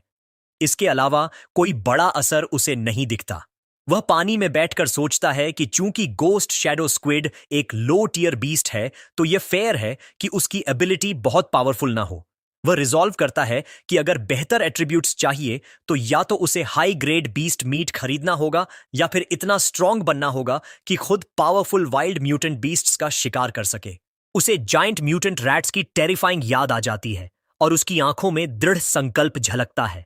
वह अपनी मुट्ठी भींचते हुए ठान लेता है, उसे हर हाल में और स्ट्रांग बनना है। स्कूल शुरू होने में अभी 1 हफ्ते से भी कम समय बचा था। लिन जिचिन की मां और शेनिंग हान का परिवार तय करते हैं कि वो एक ट्रिप पर जाएंगे ताकि उसकी नई पानी से जुड़ी शक्ति को और अच्छे से समझ सकें। लिन जिचिन सुझाव देता है कि वो लोग बीच चलें। जैसे ही वो लोग समंदर में खड़े होते हैं, शेनिंग हान ठिठुरकर शिकायत करती है कि सी वाटर बहुत ठंडा है, लेकिन लिन जिचिन को सब बिल्कुल नॉर्मल लगता है। वो उसे कहता है कि धीरे धीरे आदत डाल लो, और फिर पानी में कूदकर बहुत तेज स्पीड से तैरने लगता है। जैसे ही वो मूव करता है, सिस्टम उसे स्विमिंग और डाइविंग के लिए स्टैट पॉइंट्स देता है। किनारे से एक घबराई हुई शीनिंग हन आवाज लगाती है, उससे स्विमिंग सिखाने की रिक्वेस्ट करती है। तभी लिन जिचिन अचानक याद करता है कि उसकी बचपन की दोस्त को अभी स्विमिंग आती ही नहीं। वो पेशेंस से उसे बेसिक सिखाना शुरू करता है। लिन जिचिन सोचता है कि उसकी नॉर्मल एथलेटिक स्किल के हिसाब से उसे बहुत दिक्कत होगी, लेकिन शीनिंग हान उसकी उम्मीदों के बिल्कुल उलट साबित होती है। वो एक्साइटेड होकर कहती है कि स्विमिंग तो बहुत इजी है और उसने तुरंत सीख लिया। वो एफर्टलेसली डाइव करती है और पानी से ऊपर आकर हैरानी भरी नजरों से उसे देखती है। लिन जिचिन भी शॉक में देखता है क्योंकि उसके चारों ओर से अजीब सा नीला ऑरा पानी की तरह फैलने लगता है। ऊपर आकर शेनिंग हान एक्साइटेड होकर बताती है कि ये एक्सपीरियंस कितना अमेजिंग लग रहा है। वो कहती है कि आमतौर पर पानी के अंदर आंखें खोलने से जलन होती है, लेकिन उसे बिल्कुल डिस्कम्फर्ट नहीं हो रहा, बल्कि कूल और प्लेजेंट लग रहा है। उसकी बातें सुनकर लिन जिचिन गहरी सोच में पड़ जाता है। उसे अजीब लगता है कि चाहे नेचुरल टैलेंट हो, लेकिन इतनी जल्दी कोई इंसान ये सब स्किल कैसे मास्टर कर सकता है। ये सब नॉर्मल नहीं है। अचानक उसके दिमाग में एक बात आती है। उसे याद आता है शीनिंग हान की बचपन से चली आ रही प्रॉब्लम, बेडवेटिंग की। लिन जिचिन सोचता है कहीं ये कमजोरी असल में उसके जन्मजात पानी से जुड़े खास शरीर, स्पेशल कल्टीवेशन बॉडी का संकेत तो नहीं। ये सोचकर वो उत्साहित हो जाता है और कन्विंस हो जाता है कि शायद शीनिंग हान के पास कोई अनोखी शक्ति है, जैसे उसके माता पिता की नॉवेल्स के कैरेक्टर्स में होती है। इस थ्योरी को टेस्ट करने के लिए वो लोग और देर तक पानी के अंदर डाइव करते हैं। उसका प्रदर्शन लिन जिचिन को और शॉक कर देता है। वो नोट करता है कि वो दोनों 10 मिनट से ज्यादा समय तक सांस रोककर पानी के अंदर हैं। एक बिगिनर के लिए ये अद्भुत था। तभी तैरते हुए शिनिंगहान का चेहरा अचानक बदल जाता है। पानी के चारों ओर से एक अजीब सी घूमती हुई आवाज वाइब्रेट करने लगती है। दोनों ऊपर देखने लगते हैं और फिर अचानक सरफेस पर आ जाते हैं। तभी शिनिंगहान चीख उठती है क्योंकि उसके चारों ओर का पानी चमकता हुआ नीला होकर घूमने लगता है। उस रात बीच पर चलते हुए लिन जिचिन उससे पूछता है कि हुआ क्या था। कांपती हुई शिनिंगहान बताती है कि पानी के अंदर उसे बार बार अजीब और डरावनी आवाजें सीधे उसके कानों के पास सुनाई दे रही थीं। वो उसे दिलासा देता है और पूछता है कि कैसी आवाजें थीं। शिनिंगहान बताती है कि उसे उस भाषा की समझ नहीं आई, लेकिन वो एक औरत की आवाज थी जो लगातार गूंजती रही जब तक वो सरफेस पर नहीं आई। डरी हुई शिनिंगहान को शांत कराने के लिए लिन जिचिन उसे वापस उनके होटल रूम ले आता है। बाद में वो ऑनलाइन सर्च करता है उस अजीब औरत की आवाज के बारे में, लेकिन कोई नतीजा नहीं मिलता। बेचैन और नींद न आने पर वो अपनी रेस्टलेसनेस को ट्रेनिंग में बदल देता है। 1000 वेटेड सिटअप्स करते समय उसे अचानक पावर की लहर महसूस होती है। सिस्टम नोटिफिकेशन आता है कि उसकी मेहनत रंग लाई है। वो ऑर्डिनरी टीयर 5 तक पहुंच गया है। ये देखकर लिन जिचिन हैरान तो होता है, लेकिन खुश भी। वो सोचता है कि अब टीयर 5 की ताकत के साथ वो एक fully grown giant mutant rat का सामना कर सकता है। उसकी आंखों में दृढ़ निश्चय की चमक आ जाती है। वो मुट्ठी भींचकर कॉन्फिडेंट होता है कि अब इन दैत्य जैसे जानवरों को नंगी हाथों से चीरना नामुमकिन नहीं रहा। अपनी नई हदों को टेस्ट करने के लिए वो रात में खाली बीच पर चला जाता है। स्टैट बूस्ट गजब का था। उसका 100 मीटर डैश टाइम घटकर सिर्फ 3.64 सेकंड्स रह गया और उसका वर्टिकल जंप बढ़कर अद्भुत 6.98 मीटर तक पहुंच गया। अपनी ताकत आजमाने के लिए वो पास में खड़ी एक कार उठाने की कोशिश करता है और पाता है कि अब वो 1600 केजी की गाड़ी एक हाथ से उठा सकता है। इस नई प्रोग्रेस के साथ उसकी जिंदगी और आगे बढ़ती है। वेकेशन खत्म होती है और वो और शिनिंगहान शंघाई हाई में अपना हाई स्कूल शुरू करते हैं। पहले दिन दोनों क्लास ड्यूटी के लिए जल्दी पहुंचते हैं। दो नई फीमेल क्लासमेट्स तुरंत उसे पहचान लेती हैं और उत्साहित होकर फुसफुसाती हैं कि वो कितना हैंडसम है और कितना लकी है कि ड्यूटी पर उसके साथ हैं।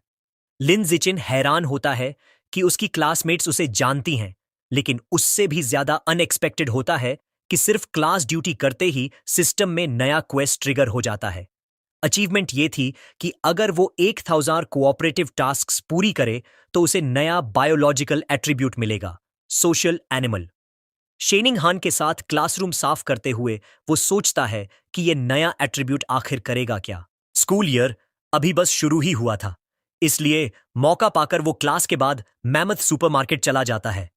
अब जब वो ghost shadow squid codex unlock कर चुका है, उसे पता है कि अगली बार अपनी एबिलिटी के लिए नया टारगेट चुनना होगा। एक्सपेंसिव बीस्ट मीट सेक्शन में घूमते हुए उसकी नजर अचानक एक नए आइटम पर टिक जाती है। रेफ्रिजरेटेड केस में उसे एक पैक किया हुआ सैवेज जायंट ईगल का सिर नजर आता है, जिसकी कीमत लिखी होती है 1998 युएन पर जिन। पैकेज उठाते ही उसके चेहरे पर उत्साहित मुस्कान फैल जाती है। उसने अपना अगला टारगेट चुन लिया था। सैवेज जायंट ईगल एक हाई टियर एबेरेंट बीस्ट था, गोस्ट शैडो स्क्विड से कहीं ऊपर। उसकी विजन अविश्वसनीय रूप से शक्तिशाली थी, एक आम इंसान से 30 गुना ज्यादा। इसी वजह से वो एक खतरनाक शिकारी था जो सबसे तेज शिकार को भी बड़ी आसानी से पकड़ सकता था। अपने रूम में लौटकर लिन जिचिन ध्यान से ईगल मीट को देखता है। वो निष्कर्ष निकालता है कि इसका गाइड बुक अनलॉक करना एक कीमती लक्ष्य होगा, क्योंकि एनहांस्ड विजन उसे कॉम्बैट में बहुत बड़ा एडवांटेज देगा। वो ये भी नोट करता है कि 1998 युएन पर जीन की कीमत इसे दूसरे ऑप्शंस की तुलना में अफोर्डेबल बनाती है। वो अपना हाथ मांस पर रखता है और तुरंत एक नीली एनर्जी उसे घेर लेती है। सिस्टम कंफर्म करता है कि उसने सैवेज जायंट ईगल का लाइफ एसेंस का एक अंश एब्जॉर्ब कर लिया है और उसका गाइड बुक 1% अनलॉक हो चुका है। कुछ कैलकुलेशन के बाद उसे समझ आता है कि एक जिन मीट सिर्फ 1% प्रोग्रेस देता है, यानी पूरा गाइड बुक अनलॉक करने के लिए उसे 200,000 युएन से ज्यादा खर्च करना होगा। वो जानता है कि हाई स्कूल टूर्नामेंट्स के प्राइज मनी मिडिल स्कूल की तुलना में कहीं ज्यादा होंगे। नए जोश के साथ वो तय करता है कि कॉम्पिटिशन्स में और मेहनत करेगा ताकि दूसरे साल से पहले ही सैवेज जायंट ईगल कोडेक्स को अनलॉक कर पाए। समर वेकेशन खत्म हो जाती है और लिन जिचिन का शंघाई हाई में हाई स्कूल शुरू होता है। पहले दिन टीचर्स अपना परिचय देते हैं। मार्शल आर्ट्स और home room teacher, mechanical modification teacher, gene fusion teacher और विल्डरनेस सर्वाइवल टीचर। परिचय खत्म होते ही वो स्टूडेंट्स से भी अपना इंट्रोडक्शन देने को कहते हैं। सबसे पहले एक लंबी पर्पल बालों वाली लड़की चू यू यू तोंग खड़ी होती है। वो बताती है कि उसकी स्पेशलिटी आर्ट्स में है। उसके बाद एक एनर्जेटिक पिंक बालों वाली लड़की जोंगहिया आती है, जो एनिमे, कॉस्प्ले और स्पोर्ट्स के लिए अपना लव शेयर करती है। फिर एक लड़का पोंगहुआ गुआंग खड़ा होकर कहता है कि उसे घर पर वीडियो गेम्स खेलना पसंद है। जल्द ही शेनिंग हान की बारी आती है।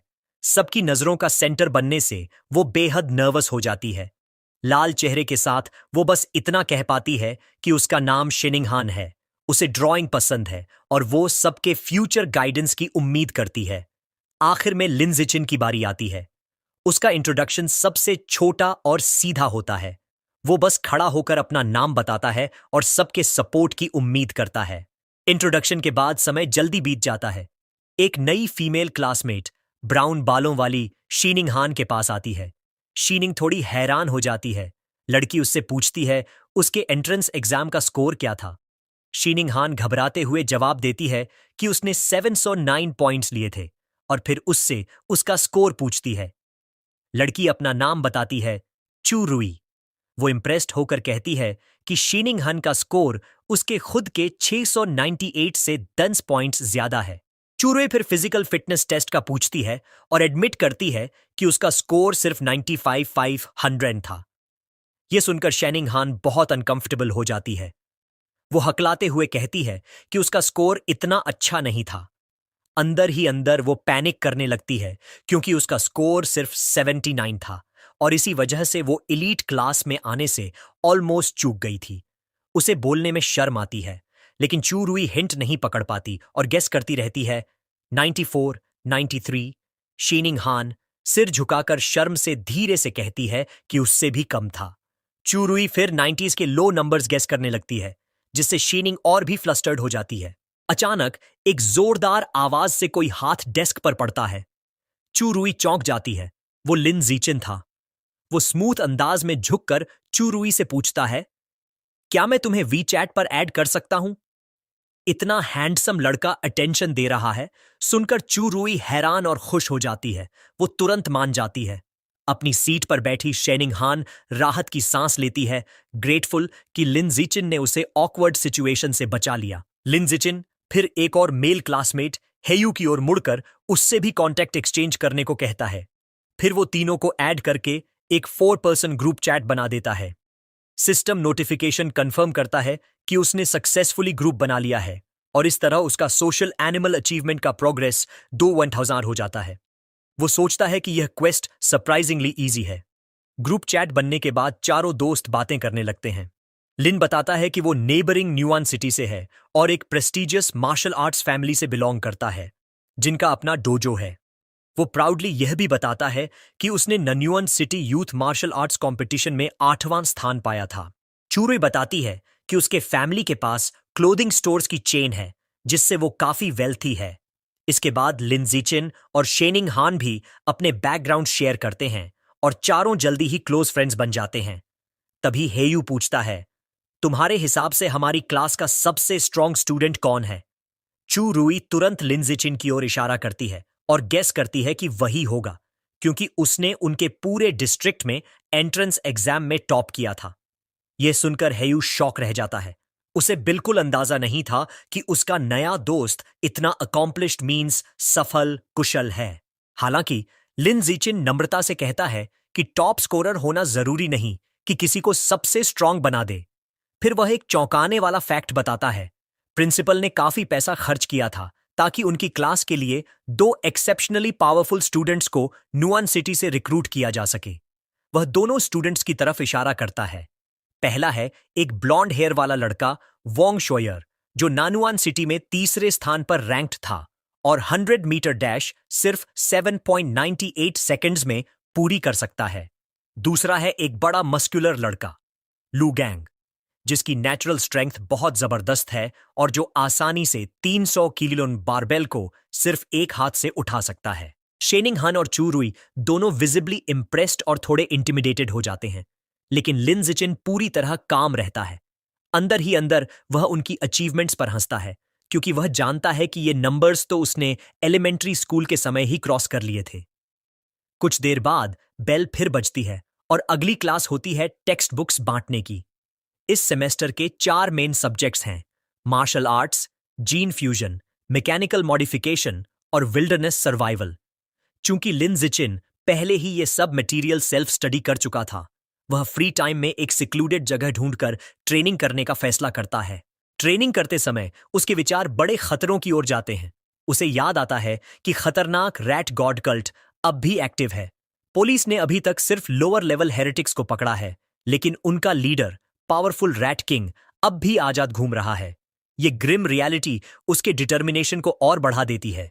वह अपनी मुट्ठी कसते हुए रिजॉल्व करता है कि जितनी जल्दी हो सके अपनी शक्ति बढ़ानी है और कम से कम टियर 6 तक पहुंचना है, एक ऐसा लेवल जिसे वह रैट किंग का सामना करने के लिए पर्याप्त मानता है।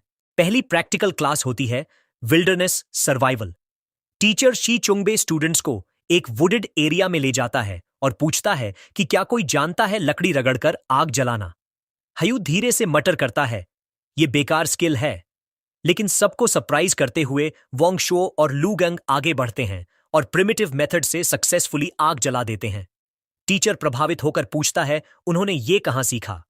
लू गैंग बताता है कि उसने समर कैंप में सीखा था, जबकि वोंग शो कहता है कि उसने खुद ऑनलाइन वीडियोस देखकर सीखा। उनके बाद लिन जिचिन भी अपने छोटे ग्रुप को आसानी से वही टेक्निक सिखा देता है और वे जल्दी मास्टर कर लेते हैं। बाद में मार्शल आर्ट्स क्लास में टीचर याओ युआन फोंग अनाउंस करता है कि वह उन्हें एक स्पेशल ब्रीदिंग और कल्टीवेशन टेक्निक सिखाएगा। लेकिन फिर से वंग शुओ और लू गांग लाउडली डिक्लेयर करते हैं कि वे पहले ही इसे सीख चुके हैं और क्लास के सामने दिखाने लगते हैं। हालांकि उनकी डेमोन्स्ट्रेशन थोड़ी क्लमजी होती है, फिर भी मैनेज कर लेते हैं। लिन जिचिन, जिसे ये स्किल्स पहले से आती हैं, लो प्रोफाइल बनाए रखने का फैसला करता है। इस तरह 1 महीना बिना किसी बड़ी घटना के बीत जाता है। एक दिन मैकेनिकल मॉडिफिकेशन क्लास में टीचर काइलू फिये स्टूडेंट्स को अनाउंस करता है कि उनकी प्रगति चेक करने के लिए एक टेस्ट होगा। उन्हें मोटिवेट करने के लिए वह टॉप 3 के लिए कैश प्राइजेस भी बताता है। पहले के लिए 888 यूएन, दूसरे के लिए 666 यूएन और तीसरे के लिए 333 यूएन। लिन की आंखें प्राइज मनी सुनकर चमक उठती हैं। वह समझ जाता है कि फर्स्ट प्लेस का इनाम लगभग इतना है कि वह महंगे सैवेज जायंट ईगल के आधे जिन के मांस को खरीद सके। सबका उत्साह बढ़ जाता है और क्लास में एग्जाम शुरू हो जाता है। उसी समय जीन फ्यूजन टीचर लियू डूरेन के दिमाग में भी वही आइडिया आता है और वह भी अचानक एक सरप्राइज एग्जाम करवा देता है, उसी प्राइज स्ट्रक्चर के साथ। दोनों कठिन परीक्षाओं के बाद स्टूडेंट्स पूरी तरह थक जाते हैं। हाईयू अपनी मेज पर गिर पड़ता है और कराहता है। दूसरे स्टूडेंट्स शिकायत करते हैं कि क्वेश्चंस कितने मुश्किल थे। एक लड़की कहती है कि वह 90 की उम्मीद कर रही थी, पर अब तो 60 पास भी मिल जाए तो लकी मानेगी।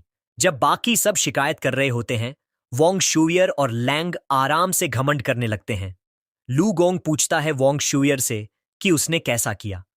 वोंग शुयर कॉन्फिडेंट होकर रिप्लाई करता है कि उसे पंची फाइट मिलना चाहिए, क्योंकि फाइनल क्वेश्चन के आखिरी हिस्से में ही उसे दिक्कत हुई थी।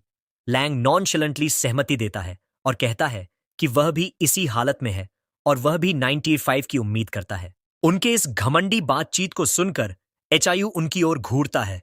क्लेंच्ड मुट्ठियां बनाकर गुस्से में सोचता है कि वह उन्हें कितनी बुरी तरह पंच करना चाहता है।